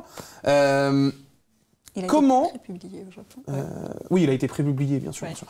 Comment justement vous êtes dit chez Kana, alors on signe le retour, on essaie de faire justement ce petit effort de fabrication. On sait que c'est quelque chose qui est de plus en plus plébiscité par les éditeurs. C'était aussi, j'imagine, un peu votre volonté de suivre un petit peu cette marche-là? C'est surtout pour marquer le coup, en fait. Parce que ça fait 2 ans et demi que les gens attendent un nouveau tome, que les fans attendent un nouveau tome. On n'avait pas juste sortir le volume. Bien sûr. Ça nous paraissait un peu chiche de faire ça. Certes. Donc, et quand on se dit marquer le coup, soit on fait un collector, soit on fait une édition spéciale. Pardon, je postule. Et là, très clairement, au point de vue timing, c'était pas très dur. Pas possible de faire une collector. C'était trop serré. Surtout qu'aujourd'hui, pour les délais de fabrication, c'est parfois très compliqué. Quand on veut ajouter des goodies, c'est très rarement en Europe qu'on peut les produire. Et donc, forcément, il y a un délai de production. Et en plus, avec tous les problèmes qu'il y a en Chine pour J'allais l'instant. dire, les transports de fret, tout ça, on sait qu'en ce moment, c'est un petit peu la guerre. Donc, voilà, c'était juste pas possible. Donc, on s'est tourné vers cette édition spéciale. On s'est un peu cassé la tête aussi parce que, vu la couverture, il y avait pas beaucoup de choses qu'on pouvait faire. Oui, bon, c'est vrai que c'est pas forcément la couverture la plus facile à rendre premium, quoi. C'est un peu particulier, donc on s'est demandé, est-ce qu'on met du brillant dans le fond? Est-ce qu'on le met sur le personnage? Est-ce qu'on le met ailleurs? Enfin, on a tourné le truc... Oui, oh là! Bien, comme ça vous voyez un petit peu, même ça brille. Hein, ouais, c'est super dur à prendre en photo, donc je sais pas comment ils ont fait nos community managers pour avoir des belles photos pour montrer ça. Et donc on est arrivé à ça et finalement on est assez satisfait du résultat. C'est très joli. J'espère que vous les fans, ça vous a plu aussi. Petit sondage dans le chat pour savoir si vous avez kiffé comme ça au moins. Ouais. Et donc voilà, on a sorti cette édition spéciale pour... Mais donc, ça aussi pour remercier les fans quelque part. Bien sûr, évidemment. Alors, parce qu'avant ce tome 37, faut se dire, il nous a fait quand même une Togashi, quoi. Et tout ce que je vous ai raconté jusqu'à présent, c'était 1% de l'histoire. Allez, boum. Et là, c'est tellement vrai. Tellement fin de la suite, parce que tu sais qu'il l'a imaginé. Ouais. Tu sais que s'il dit ça, c'est pas, il n'est pas en roue libre. Il a dans sa tête les 99% restants. Il n'a pas forcément les dialogues, les détails, la mise en scène, mais il sait exactement. Et je peux dire que lui, pendant sa pause due à son problème de dos, il ne s'est pas arrêté de réfléchir. Hein. Donc je pense que le 99, il a grossi. Hein. Ouais, je pense qu'il nous a bien potassé le sujet et qu'on va être plutôt bien pour la suite. En tout cas, j'ai bien hâte de le découvrir. Alors évidemment, à travers donc, du coup, ce tome 37, il y a eu également une annonce de votre côté. C'est l'annonce du simultrad pour Hunter x Hunter. Ouais. On sait que c'est quelque chose qui est de plus en plus en vogue à l'heure actuelle. Il y a de plus en plus d'éditeurs qui le font. L'arrivée de Manga Plus a quand même été quelque chose d'assez... incroyable quand même aussi bien je pense pour vous que pour nous, parce que ça nous permet en fait de retrouver cette dynamique qu'il y avait au Japon de prépublication, d'enfin avoir quelque chose de légal, parce que ça c'était aussi important, c'était de trouver une solution légale qui nous permettait de rattraper ce rythme-là. Donc justement, maintenant on sait que Kana fera la simultrad pour Hunter x Hunter. Comment est-ce que vous en êtes arrivé à ce truc-là ? Très honnêtement, ça a été panique à bord. Ouais. Parce que, comme vous le savez peut-être, il y a un gros décalage entre la prépublication au Japon... Attends, comment j'explique ça ? Au Japon, entre la prépublication et le tome relié, il y a 1 tome et demi d'écart. Ouais. Et donc, au moment où on nous a dit « la série reprend », on s'est dit, oups, il y a un trou d'un tome. Ouais, va falloir combler là. Qu'est-ce qu'on fait ? Ouais. Voilà. Et heureusement, la Shueisha et via Viz Media, ils nous ont prévenus relativement... Enfin, et encore. Parce que, en fait... Dans leur délai qui leur a été donné, j'imagine aussi, quoi. Ouais, c'est ça. Vous le saviez avant Twitter ? Non, on ne savait pas avant Twitter. Ouais, mais du coup, t'imagines la range, à quel point elle est courte. C'est ça. Non, mais attends, c'est pire que ça. Parce que du coup, avec l'arrivée du compte Twitter de Togashi, on a interrogé Shueisha en disant « Est-ce que ça va reprendre ?» Et ça leur a pris 3 mois pour nous dire « Oui ». Ouais, non mais oui, effectivement. Tu sais pas si l'auteur, à quel point il a avancé dans ses trucs. T'as probablement aussi envie d'avoir quelques chapitres d'avance pour pas faire revenir juste un chapitre. Voilà. C'est d'ailleurs pour ça qu'ils nous avaient pas sorti le dernier volume en date du côté du Japon. Mais ça faisait déjà quelques tomes qui nous faisaient le coup en fait. Voilà, ils gardaient qui gardaient le tome entier en stock et ils attendaient la reprise pour sortir ce qui avait été publié et ils nous avaient fait le coup avec ce tome 37. Et donc en fait, en septembre, on reçoit un mail en disant « Voilà, ça va recommencer à cette date-là. » Et voilà. Ça, c'est le genre de mail. Dans ces cas-là, t'es devant ton PC et tu fais « Ok, branle-bas le combat, c'est le moment. » Mais après, il faut dire, nous aussi, on ne s'était pas vraiment préparés à ça. Bien sûr. En même temps, c'était mea culpa, parce que, quelque part, on pourrait se dire... On a eu 2 ans et demi, pour déjà traduire les chapitres qui étaient prépubliés et être prêt au moment où ça allait recommencer. Mais à l'époque, on ne savait pas qu'on allait commencer à faire du simultrate. Oui, parce qu'il n'y avait pas encore Manga Plus qui avait été en fait débloqué pour la France. Ouais, donc c'était arrivé en volume. On travaillait en volume. Donc ça ne nous était même pas venu à l'idée en fait, de traduire à l'avance. Et puis surtout... Sachant qu'il peut changer entre la version... c'est pas les mêmes versions. On sait que les dessins sont retravaillés pour les dessins. Des fois, les dialogues changent. Et donc on savait que si on commençait à traduire les versions prépubliées, ça allait être qu'on allait devoir quand même repasser dedans pour pouvoir le publier en tome relié. Ce qui donne du coup double charge de travail pour finalement le même entre guillemets résultat. Oui. C'est sûr que c'est au final, on le fait quand même maintenant avec le simultrade. Bien sûr. Mais donc au moment où on nous a dit voilà, ça reprend, on s'est dit merde, pourquoi on n'a pas traduit en avance? Et du coup, on a été chercher dans nos archives les numéros du Jump où il y avait les chapitres prépubliés pour pouvoir les filer au traducteur pour qu'il puisse commencer à traduire. Le temps qu'on négocie avec Shueisha pour obtenir les droits de faire la prépub et pour qu'il puisse avancer. Mais même comme ça, le traducteur, il a eu que 2 semaines et demie pour traduire tout le tome. Ah oui, alors, je ne sais pas si vous vous rendez compte, mais c'est expéditif, vraiment. Mais c'est incroyable, et il a fait un bon travail avec ça, donc c'est vraiment incroyable, merci Rodolphe. Et bah oui, c'est lui qui, entre autres, qui nous a permis de tenir les délais, donc vraiment merci Rodolphe. Et donc, on a dû filouter comme ça pour pouvoir prépublier tout le tome 37. Si pas avant, au moins en même temps que le premier chapitre de la suite. Oui, bien sûr. Et donc ça aussi, ça a été toute une négo parce qu'on ne se comprenait pas très bien avec, avec Shueisha qui ne comprenait pas ce qu'on voulait faire. On disait si, on veut, mais du coup on a dû expliquer plusieurs fois. Et négocier surtout la possibilité de prépublier. Voilà. Et ce qu'il y avait aussi comme complexité, c'est que Togashi, il veut être prévenu de tout. Ah, ok. Et il veut donner son accord. Il donne son aval à chaque fois. Son aval à chaque fois. Et donc, le temps qu'on obtienne, que le Tanto obtienne un rendez-vous. Oui, que tout le monde soit mis dans la boucle. Oui, parce que depuis le Covid, ce qui était compliqué aussi, c'est que comme il avait des problèmes de santé, il voulait avoir un minimum d'interaction avec l'extérieur. Et donc, c'était très difficile d'obtenir un rendez-vous avec lui et de pouvoir lui demander les appros. Et donc, voilà, il y a tout ça qui a fait que c'était branle-bas de combat. Je me doute bien. Et donc, merci Elodie, merci Eric, merci tout le monde d'avoir travaillé comme des fous pour que les chapitres arrivent sur Manga Plus à la date prévue, et puis ensuite pour enchaîner avec la simule. En tout cas, je peux te le dire, le chat vous envoie énormément d'amour pour la prépublication. Merci. Ils sont tous refaits pour la couverture collector. Et justement, quand on parle de couverture collector, il faut savoir que nous en avons ici 10 à gagner. Et attention, là c'est de l'exclu mon pote, parce que ça c'est du out of stock comme on n'y fait plus. Hein. C'est de la couverture de tome 35 collector les gars. Vous en avez 10 à gagner dans le chat.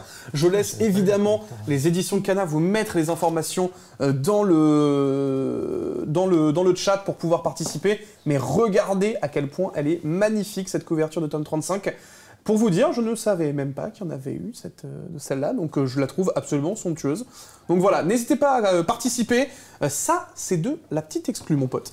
En tout cas, merci beaucoup Yuki pour toutes ces petites informations. Merci beaucoup Valentin également pour tout ce... je sais même pas comment dire, ce torrent d'informations et d'anecdotes que tu nous as délivré. Je note que tu cites pas les blagues, mais bon. Du coup, merci beaucoup Yuki pour tout ça. En tout cas, c'était un véritable plaisir de vous avoir tous les deux. J'espère que vous avez passé un bon moment. En tout cas, le chat est ravi que vous ayez pu un petit peu vous exprimer sur ce sujet et leur donner toutes les informations que vous avez données. Donc, un gros merci à vous deux.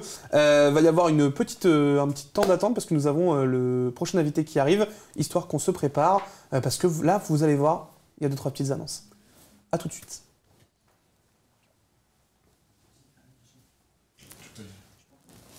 C'est bon? Ok, let's go.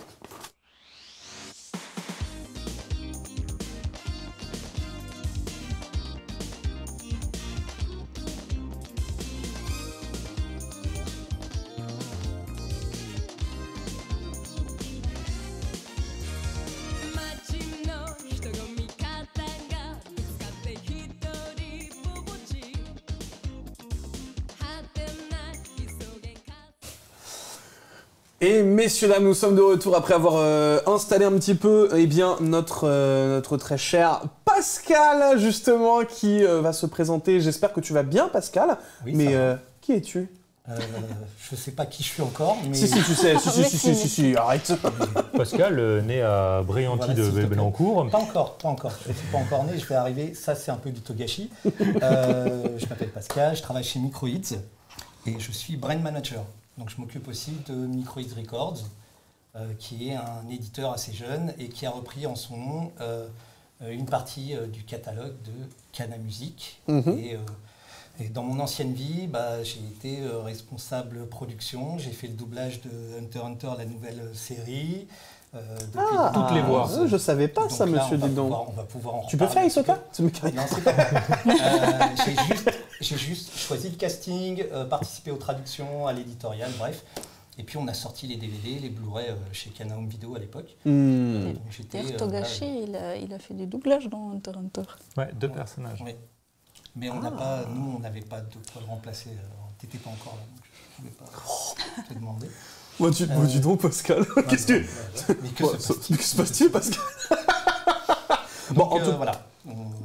Un CV long comme le bras. Voilà. Et on avait lancé à l'époque, Hunter x Hunter fut l'une des premières séries en animé à arriver sur la plateforme, une des premières plateformes qui s'appelait Genzai à l'époque, qui était en partenariat avec Crunchyroll, et Genzai est devenu Anime Digital Network. Ah, c'est marrant, c'est une boîte que je connais. Voilà. Nous avons été ensemble il n'y a pas longtemps, c'est un truc de fou, comme quoi tout est lié. Et Hunter x Hunter était l'une des premières séries, on n'avait pas beaucoup de séries à l'époque, mais on arrivait déjà à avoir pas mal d'abonnés, quasiment la même chose que Kazéplay. Avec nous, on n'avait que 4 séries. Bon, on avait Naruto et Fairy Tail et Hunter. Donc du coup, en fait, ça a été un des fers de lance en fait de cette plateforme-là. Clairement. Okay. C'était 2011, donc ça venait d'arriver. Et c'était un reboot de la série des années 90-2000. Qui a été fait par quel studio, Madhouse Oui. C'est ça, on est d'accord. On est d'accord. Qui est donc du coup aujourd'hui une version de légende que tout le monde. Oui, parce qu'elle a été un peu plus loin, parce que c'était pas des OAV. En fait, la première série originale avait quand même pas mal d'épisodes, mais vu le rythme de parution qu'ils avaient déjà rattrapé, là avec le reboot, ça a permis en fait de plus quantifier, d'être moins au taquet derrière les chapitres, de bien, de bien choisir aussi les personnages, les designs, donc, et de bien traiter notamment Grid Island. Moi aussi, je suis... Évidemment. Voilà, ne serait-ce qu'en étant en étant gamer, tu ne peux que accrocher à la vieille type de console, les cartouches, les trucs comme ça. Bref, on peut aller très loin là-dessus. Justement, tu nous as parlé donc du coup de la nouvelle marque de Microids Records, mais vous ne faites pas non plus que notamment du vinyle. Vous avez quand même beaucoup d'autres choses autour de la licence Yu Yu Hakusho et Hunter x Hunter. Voilà, donc en fait, CITEL, qui est l'acronyme de cinéma-télévision qui existe depuis 1986, qui est vraiment la marque des DVD, de Tintin ou même un peu d'Astérix, des Schtroumpfs, etc., a créé son label Kana Home Video en 2006 avec Naruto. Donc on a sorti encore plein de choses, et puis on a fait aussi depuis quelques temps des produits dérivés.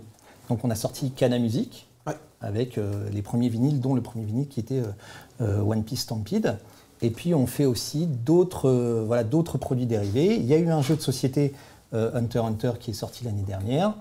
Et puis là, si tu veux que je fasse la petite annonce, donc... Ah, tout de suite, maintenant, là, on y va, là ou pas. Sinon, je te la spoil, donc vas-y. Hein. Comment ça, tu spoil? Tu connais? S'il peut le faire, sinon. Non, c'est bon, il a trop parlé, là.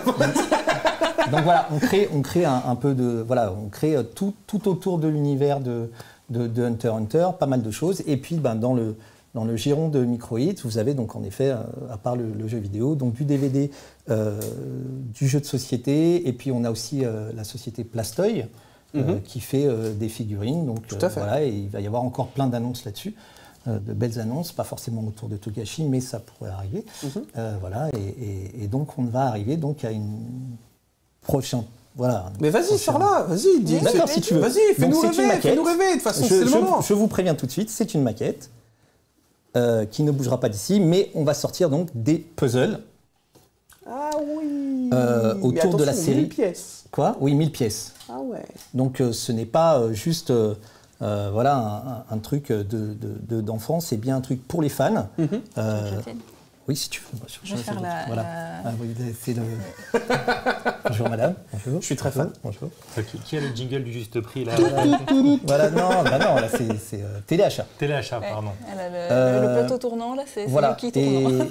Et donc on s'est dit en effet de profiter... C'est l'Expo Puzzle qui vous a donné cette idée. Je vais la montrer un peu plus proche. On a la série, on la connaît bien, on l'a maîtrisée en animé dans beaucoup de choses, ne serait-ce qu'au niveau des appros, etc. Donc on a l'habitude en tout cas des approbations et de créer des beaux produits. À l'époque, on avait fait une belle édition en Blu-ray aussi qui était sortie il y a 2 ans. Pas encore. Non, il a dit c'est une maquette. C'est une maquette. Donc voilà. Valentin qui essaye de spoiler les trucs, mais il n'écoute pas.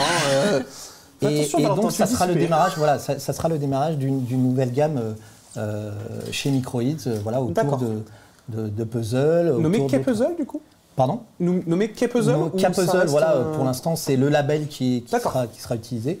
Donc encore une fois, c'est un peu whip, mais c'est la première chose qu'on voulait vous montrer et d'avoir une belle image, un super design en tout cas à vous montrer en tant que puzzle. Donc ça sera quand même pas mal dur parce qu'il y a beaucoup de vert et beaucoup de blanc, donc voilà, c'est pas fait pour tout le monde.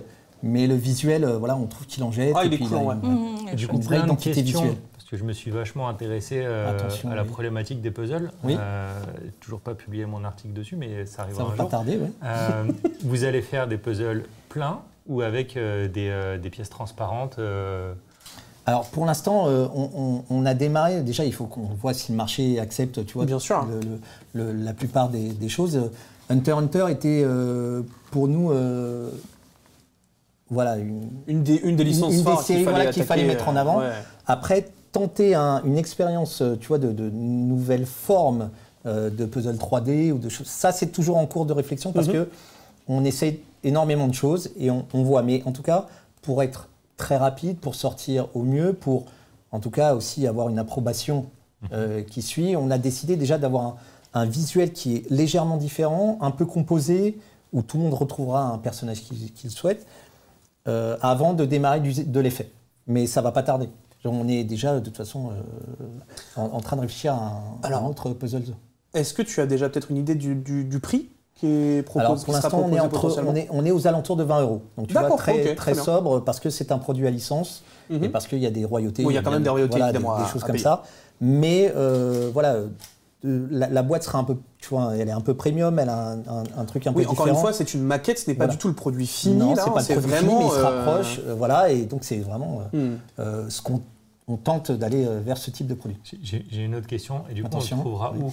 Ça sera distribué chez nos marchands de jeux de société comme la majorité des puzzles ou en librairie? Oui, on va tenter une diffusion au maximum, aussi bien GSF, enfin, aussi bien dans des magasins spécialisés que dans des grandes surfaces. On va en tout cas étendre au maximum la diffusion, pas seulement sur la France. Si voilà, on va essayer aussi de voir dans d'autres pays si ils accepteraient, tu vois, en tout cas, la licence, elle est autrement importante en Italie, parce qu'il y a beaucoup de fans en Italie, autrement importante dans d'autres pays, donc on le développe. Oui, attention. J'ai une question colle.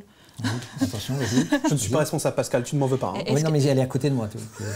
Est-ce que vous allez avoir un service d'après-vente comme Ravensburger où on peut prendre la photo de la pièce manquante et vous allez nous envoyer la pièce manquante si jamais il y a le chien qui a bouffé la pièce Si le chien a bouffé la pièce, ça ne rentre pas dans la garantie, mais on travaille avec des fabricants qui vérifieront exactement le nombre de pièces et pour ne pas se tromper. Donc, je croise les doigts, je ne dis pas que ça arrivera. Tu touches du bois, c'est bien, touche du bois. Je touche du bois et je croise les doigts. Pour dire que, on a des partenaires de fabrication qui savent en faire et normalement, on devrait passer outre ces petits aléas. Vas-y. Donc ça, c'était la première annonce. Oui. Parce que voilà, il y en a deux. Hein, on a dit qu'il y en avait plusieurs. Tu as parlé de vinyle tout à l'heure. Oui.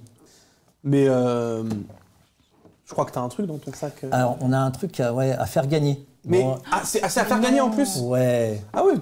Vous avez déjà gagné, on avait dit. Non. Toi tu l'auras pas. Donc voilà, ça c'est fait. Maintenant, Non mais tu sais que je te kiffe hein, vraiment. Hein, mais donc on continue Togashi. Oui, tout à fait. On continue Togashi. Et on parlait de... Alors, le titre de l'opening, c'est Hohoemi no Bakuden. Oui, donc, ça veut dire... Moi, je connais que Mecha Mecha. Ouais, c'est ça. C'est juste ça. On a fait voilà, on va vous le montrer dans pas longtemps. Il est sorti déjà depuis février, ça a été une exclu Fnac. Normalement, il est disponible, il est encore disponible. Ouais. Plus pour longtemps, parce que c'est quand même une édition limitée.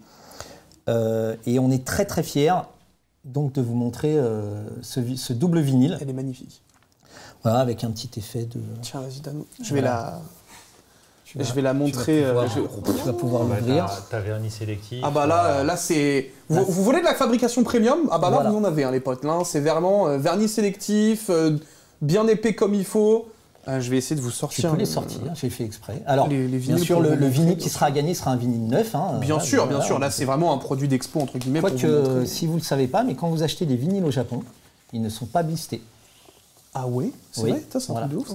Donc, vous avez un vinyle couleur or qui est somptueux, voilà. hein, vraiment, il est canon. Hein. Et l'autre couleur, Regardez c'est un peu ocre rouge, c'est la couleur des cheveux de vous savez qui. Parce qu'on est fan, nous aussi.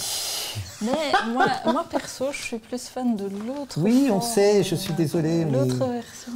Oui, bah, malheureusement, on peut pas contenter tout le monde, Yoki, tu t'en doutes bien. C'est juste pour remettre le truc, hein, Pascal. Je sais bien, vais juste montrer l'autre. Non, mais je vais t'aider. En fait, je t'aide à sortir l'autre pour que. Tu es un amour. Voilà. J'aime mes invités aujourd'hui, je vous le dis. C'est un pur plaisir. Hop. Voilà. Tac. Hop. Et vous avez donc du coup le rouge juste ici qui lui pour le coup n'est pas un peu transparent. Là c'est vraiment très mat. Et en vrai ça régale. Hein. Franchement c'est une super belle production en tout cas là, pour le vinyle. Chez Kana Music, bien sûr je ne suis pas le seul à y travailler. On est plusieurs, notamment Maxime et spécial dédicace aussi à Louise et à Laura. On est des fans, c'est notre passion, c'est une musique. On crée, on a sorti, voilà, on en est au 7e ou 8e vinyle sorti jusqu'à présent. Notre premier essai avec One Piece Stampede était un essai parce qu'on avait envie de le faire. Au début, il devait rentrer dans un collector avec le DVD, ouais. et le Blu-ray. Et puis finalement, on a senti qu'il y avait quelque chose à faire en plus. Du coup, on s'est dit, on est les détenteurs de la licence de Naruto, donc il fallait qu'on montre un peu ce qu'on savait faire. On crée des pochettes. Quand on peut, on fait des visuels différenciants. On essaie toujours d'avoir une touche un peu collector, un peu couleur, pas seulement du standard. Comment ça? Un collector de touch? Non, pas encore. C'est Togashi, c'est pas Adachi. Il a dit une touche un peu collector, je suis désolé. Tu essayes de mettre ton bazar partout, Valentin. C'est catastrophique. Voilà. Alors il y a les voyelles au bon endroit, mais c'est pas le même nom. Mais c'est bien Dans le essayé. chat, dites que vous voulez touch en collector. Voilà. Alors, il y en a, ils veulent le vinyle. Hein. Voilà. Il y a plein de choses qui vont arriver, donc détendez-vous. Mais après, après Naruto, on a réussi à ressortir du One Piece, donc de la série et des films. Et puis on a sorti il n'y a pas très longtemps Death Note qui est juste la musique elle est exceptionnelle. Il va y avoir le volume 2 et le volume 3 qui vont pas tarder à sortir. Donc il y a vraiment une collection, une gamme qui s'épaissit. C'est marrant quand même ce retour d'intérêt pour le vinyle. On sait qu'aujourd'hui c'est quelque chose qui a repris ça vend plus vraiment une hype de zinzin. Enfin, vraiment, ça vend plus de CD. Voilà, clairement. Ah ouais. Le vinyle vend plus de CD. C'est rigolo ça. C'est fort. Hein. Je trouve ça quand même assez extraordinaire de se dire que le format de l'époque a réussi à reprendre une position de dominance sur le... Alors, il y a plusieurs raisons. Déjà, on est beaucoup dans du... Pas juste pour l'écouter, un vinyle noir. Voilà. Il faut l'objet, il y en a même qui le gardent, qui l'exposent. C'est un beau format carré différenciant. Tu peux le mettre dans un cadre et tout, ça passe très bien. Ça rappelle, pour les vieux de la vieille, un laserdisc, où le laserdisc avait le même format. Le laserdisc, Star Wars 6 sur laserdisc. Voilà. Alors moi j'aurais plutôt dit des laserdiscs des Chevaliers du Zodiac, ou tu vois, du Sanseiya, ou des trucs un peu... Le seul défaut, c'était ça, c'était le poids dans les valises. Oui, c'est ça. C'est pour les ramener, c'était un peu dur. Oui, parce que j'ai pas connu les francs, mais j'ai connu les laserdiscs. Voilà, donc City Hunter, ça passe. Et donc, alors, il y a une certaine nostalgie par rapport à certains acteurs ou certains acheteurs. Il y a aussi le fait que, alors, pour la qualité du vinyle, bien sûr, on peut parfois, suivant la platine, avoir un son un peu haut de gamme ou un peu ressorti. Mais je reste vraiment attaché à l'objet, au fait qu'on y apporte voilà, un petit peu d'âme, tu vois, aussi une mini-affiche, quelque chose qui apporte. Et puis, nous, on essaye toujours d'être un peu plus que standard. On met un peu un vinyle de couleur.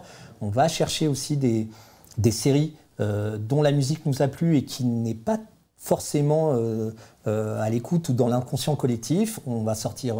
Mais il y a le Initial D récemment. Initial D, Relife aussi. Ah, Relife, sérieux? Oui. Oh, oui, il y a un Relife qui arrive. Ça, j'aime beaucoup ça. Nous avons sorti aussi Black Clover. On a aussi sorti un vinyle de Cobra qui est juste... J'allais y venir qu'il y avait eu cette annonce incroyable. Magnifique. Ouais, c'est chouette. Là aussi... Où on est tellement fiers voilà, de notre catalogue et qui va continuer encore une fois à s'agrandir avec d'autres séries, connues et moins connues. Ouais. On essaye d'avoir aussi pas seulement des titres voilà, de notre catalogue d'animés chez Kana. Ce qui est une difficulté supplémentaire, c'est de récupérer les droits. Parce que très souvent, il y a des droits qui étaient faits pour une exploitation dans une durée limitée, voire qu'au Japon. Tout à fait. Ou dans un contexte. C'est-à-dire que la musique pouvait sortir si elle était dans un DVD ou un Blu-ray, mais pour sortir en juste disque. Alors, c'est là où le marché se tend un petit peu, parce qu'on est de plus en plus à vouloir en faire. Mais que ce soit sur un vinyle de série télé, un vinyle de film ou un vinyle de dessin animé, en effet, les territoires sont très importants dans le dispatch des droits. Et au Japon, le problème, c'est que parfois, pour sortir un vinyle, tu dois aller rechercher l'ayant droit de l'époque, qui n'a pas forcément les masters encore, où il faut aller... Surtout qu'à l'époque, c'était pas du tout les mêmes systèmes de conservation qu'aujourd'hui. C'est ça. C'est ça. Et certains, heureusement, ont le CD, donc parfois, il faut ripper le CD, mais nous, on ne le fait pas parce qu'on estime qu'il faut retravailler un peu le son. Donc, il y a toute cette partie-là de droit et de recherche. Et puis, on va rajouter une autre couche de différenciation. Donc là, on est vraiment transparent dans la création d'un item comme celui-là. On a le master, donc on va aller voir un ayant droit qui a la musique, mais l'image ne lui appartient pas. Ah bah non. Donc ça veut dire qu'il va falloir aussi aller demander à l'ayant droit, et qui est un ayant droit animé et pas manga. Non. Puisque donc c'est une bataille juridique un peu complexe. C'est un coup de recherche, et puis voilà, c'est de la patience. C'est pour ça que ça met du temps à sortir. Et parfois, on a beaucoup de collectionneurs qui viennent, qui prennent nos produits. On est tellement fiers de les avoir.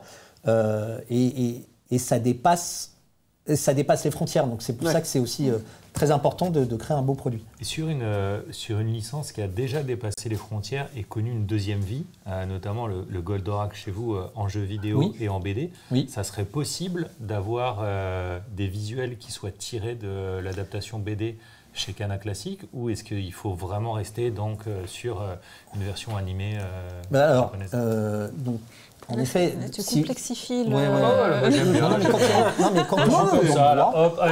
C'est quoi, vas-y, c'est bon, il a placé Touch, Savane, des enfers, c'est bon. Goldorak, en fait, on sait pourquoi il place Goldorak, parce que c'est inconsciemment qu'il va essayer de forcer les auteurs à faire le volume 2. Donc ça, c'est fait, voilà, c'est bon. C'est pas inconsciemment, je milite pour... Oui, voilà, donc tu le sais. Donc Touch, tout ça, tu sais maintenant. Je parlerai ça un volume 0, parce que je suis plus sur un préquel, raconter l'histoire de comment Goldorak a été volé. Tu reviendras pour Goldorak. Voilà, on le refera ensemble. Donc, non, au niveau des musiques, par exemple, sur le jeu vidéo, en effet, on a été plus dans le sens de l'animé et pas donc le manga, comme tu n'as pas de son autour, tous nos droits sont vraiment reliés à l'animé, et je pense que c'est dans l'inconscient collectif ce qu'on doit se rappeler. Et puis quand tu entends ne serait-ce que le générique, quand on l'a diffusé, les premières notes, même si le son a été refait, les premières notes, tu vois, Thierry Slepoy disait ouais, voilà, je suis bien dedans, et j'ai bien trouvé... j'ai bien retrouvé l'âme d'enfant qu'on voulait chercher. Donc au niveau de la musique, au niveau des droits visuels, non, en fait tout est bien segmenté. on pourrait mélanger, et on va le voir si on y arrive, des univers, mais ça restera, si tu veux, cloisonné à peut-être dans l'élément, mais ils ne vont pas se chevaucher. Ouais. Et oui, vas-y, pardon. Non, en fait, j'écoute un petit peu tout ce que tu dis et je trouve ça ouf, en fait, que la création d'un vinyle, en fait, on ne se rend pas compte que c'est autant de travail. En fait, quand tu connais, que tu es déjà un petit peu familier des marchés des droits, tu sais que c'est compliqué, mais tu t'attends pas à ce que ton vinyle ce soit aussi compliqué pour la création de celui-là. Ouais, et puis les ayants droit, parfois, ne se rappellent même pas de leurs droits. Oui, parce que pour nous, attention, ça c'est un truc qui est important, hein. C'est que pour nous, des licences qui sont légendaires, pour d'autres dans leur pays d'origine, c'est... Ah oui, c'est pas forcément... Wow, vous aimez ça, vous? On l'a pas sorti du placard depuis 40 ans. Même en manga. Quand le temps s'est passé, parce qu'en général, l'auteur, tu m'arrêtes si je me trompe, il confie l'exploitation de ses droits à l'éditeur qui prépublie. Il est toujours propriétaire, mais il confie donc à l'éditeur comme broker de droits pendant une certaine durée. Puis après, alors si c'est un vieux truc et que l'auteur est décédé et qu'il y a des héritiers, ça devient compliqué. Ouais, c'est ça. Et puis, c'est ça, même dans le manga, parfois c'est compliqué parce que il y a ils ont une mentalité différente par rapport à l'importance des planches originales. Bon, aujourd'hui, ça commence à changer parce que les mangakas de la nouvelle génération, ils considèrent déjà ça d'une autre façon. Et puis, le problème, c'est qu'il y en a beaucoup qui sont passés en numérique. Donc, la planche originale... l'œuvre originale n'est plus vraiment... Ouais, voilà. Mais à l'époque, c'était... une fois que le bouquin était publié, ils jetaient les planches originales. Ouais, comme les cellulos, les enfants. Comme les cellulos. Ouais. Le truc que vous achetez à 2000 € à Nakano Broadway, voilà. Et du coup, parfois, quand on veut rééditer ou éditer pour la première fois une série qui date des années 70, on se retrouve à la problématique de « oui, mais on n'a pas de matériel ». Ouais. Et là, donc, tu te dis « ok, comment on fait ?» Voilà, et donc il faut reconstruire... un manga dans son édition et dans un bon état possible, dans un bon état. Donc là, c'est un travail de titan quand c'est des vieux trucs où il y a un qui est vendu tous les 5 ans sur Yahoo Auction. Et on va devoir scanner de façon professionnelle, nettoyer les bulles pour pouvoir mettre la version française. Le travail doit être catastrophique. Voilà, donc je suis respect pour les éditeurs qui font du vintage. Parce que pour quelqu'un, du coup, au passage. Parce qu'il y a Naban qui a fait ça sur Arion. Voilà, c'est ce que je voulais... Avec Karim Talbi qui a fait un travail de psychopathe. Je pense que c'est l'Isoka de l'édite de manga. Quoi, tu veux qu'il aille en prison? Qu'est-ce qu'il a fait? Non, c'était pour le psychopathe, c'est tout. Mais voilà, donc ils ont posté sur Twitter les avant, pendant et après, où on voit bien le travail, le level sur les couleurs. Enfin, c'est incroyable. Alors, je suis désolé, on va devoir un petit peu couper court. Parce qu'à un moment, en fait, c'est aussi parce que nous, il faut qu'on vive derrière. Oui, mais c'est qu'on a aussi toute une équipe technique derrière qui cravache. Mon très cher Pascal, je crois qu'en fait... c'est pas tout, parce que tu as encore un autre truc. Mais après, je peux me tromper, puisque je crois qu'il y a un puzzle Yu Hakusho aussi qui arrive. Alors, le visuel est en cours de validation au Japon. C'est pour ça qu'il n'est pas encore arrivé. En effet, il y aura d'autres puzzles, on espère en tout cas vous les montrer assez rapidement, incessamment sous peu, ce qui a été validé et ce qu'on peut vous montrer. Bien sûr. Et puis, en tout cas, c'est en développement et ça arrive. C'est en développement et il va y avoir pas mal de choses qui vont arriver. Alors, en effet, pour l'instant, on vous montre le plus abouti, c'est celui qu'on voulait mettre en avant. Mais il y a aussi, je change de casquette et je remets au niveau de l'audio. Très rapidement, il va y avoir aussi, il y a le... Voilà, je vous en dévoile pas plus, mais à Japan Expo, vous aurez toutes les surprises. Très bien, très bien. Eh bien, en tout cas, merci beaucoup à vous trois d'avoir été présents pour ce live. Oui, c'est vrai, j'ai oublié le concours vinyle, pardon, excusez-moi, mon iPad est mort, donc du coup, je suis plus le runner, j'ai complètement zappé. Mais oui, effectivement, vous pouvez du coup récupérer cela, puisqu'on vous en fait gagner un. Vous tapez vinyle dans le chat et vous pouvez récupérer, comme l'a très bien dit Pascal tout à l'heure, une version scellée évidemment, ce ne sera pas celle que l'on vous a présentée, ce sera votre version à vous. Donc n'hésitez pas à y aller dans le chat, c'est parti. En tout cas, j'espère que ce live vous a plu à toutes et tous. J'espère que vous êtes régalés sur tout cela. Je vous présente en fin de live quand même les petites nouveautés qu'on a du mois du côté de chez Kana avec donc Tokyo Alien numéro 3 qui est juste là. Comme ça, vous avez la petite couverture dans une colorimétrie parfaite. Hop, voilà. C'est un joueur qui sort.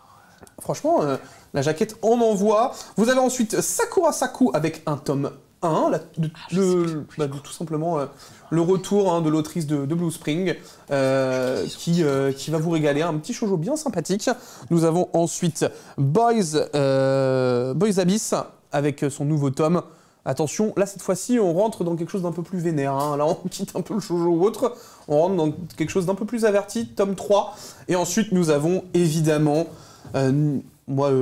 finalement une édition que j'aime énormément, je m'attendais pas à l'apprécier à ce point-là, mais le tome 9, évidemment, de cette magnifique édition Hokage, dont les différents problèmes ont été réglés, notamment, je vous le rappelle. Je préfère vous le dire parce que les gens... non mais les gens l'ont oublié. Mais... C'est pas vrai, il faut pas attention, je vois pas de quoi tu parles. Non mais... C'était quoi les bonus cette fois-ci déjà? Je dis juste que voilà, vous pouvez maintenant aller sur l'édition Hokage sans crainte, vous n'avez plus de problème au niveau du papier, messieurs, dames. Voilà. Donc c'était important de vous donner les petites dernières sorties du mois. Merci beaucoup Valentin d'avoir été avec nous, comme je te l'avais dit, autour de ce puits de science incroyable. Tu nous as régalé de tes différentes anecdotes, toujours pas de tes blagues, mais c'est pas grave. Merci beaucoup Yuki d'avoir été... Merci beaucoup Yuki, évidemment, d'avoir été avec nous, de nous avoir un petit peu apporté toutes ces insides qu'on n'avait pas forcément. Et évidemment, merci Pascal pour toutes ces annonces que tu nous as données. C'était un plaisir de t'avoir avec nous. Partagé. Il faut que je monte mon t-shirt. Il faut montrer les t-shirts. Et merci à Togashi d'avoir permis tout ça. Parce Togashi que Sensei. Sans son univers, sans ses univers incroyables. Ça, on est tout à fait d'accord. Merci évidemment à la régie derrière, qui nous font toujours un travail de crack. Merci beaucoup à Nathan, avec qui on supervise ce projet. Merci beaucoup à vous, le chat, d'avoir été présent. C'est toujours un plaisir de vous animer ces lives. C'est le 3e et j'en suis toujours très heureux. J'espère que vous avez vraiment passé un excellent moment. Je vous donne rendez-vous évidemment le mois prochain pour la suite. Évidemment, les différents concours vont être tirés au sort et sont même, je crois, déjà tirés au sort. On me dit que tout est déjà tiré au sort. Donc vous allez recevoir très vite un DM sur Twitch pour balancer toutes vos infos. Sur ce, prenez soin de vous. 1000 merci encore pour tous vos messages et tous vos loves de partout. Ça fait bien plaisir. Évidemment, n'hésitez pas à suivre les différents réseaux sociaux des éditions Kana, les différents réseaux sociaux de Valentin pour avoir plus d'informations sur l'univers du manga. T'as un Twitter, toi ? Bien sûr que j'ai un Twitter, moi. Comment ça, t'as un Twitter? J'ai un Twitter, moi. Tu me suis même pas? Ok, je retire. Allez Microïd Record. Et aussi Kana Music. Et puis, dernière chose, j'espère que vous avez tous vu le trailer de Cobra. Oui. Qui va pas tarder à arriver. Non, c'était juste une image, c'était juste un teaser. Mais on va faire le jeu et là aussi, il y aura du monde. J'ai hâte. Nous, tout le monde a hâte. Merci. J'ai vraiment hâte. Merci beaucoup tout le monde, prenez soin de vous. Et au mois prochain pour un nouveau focus.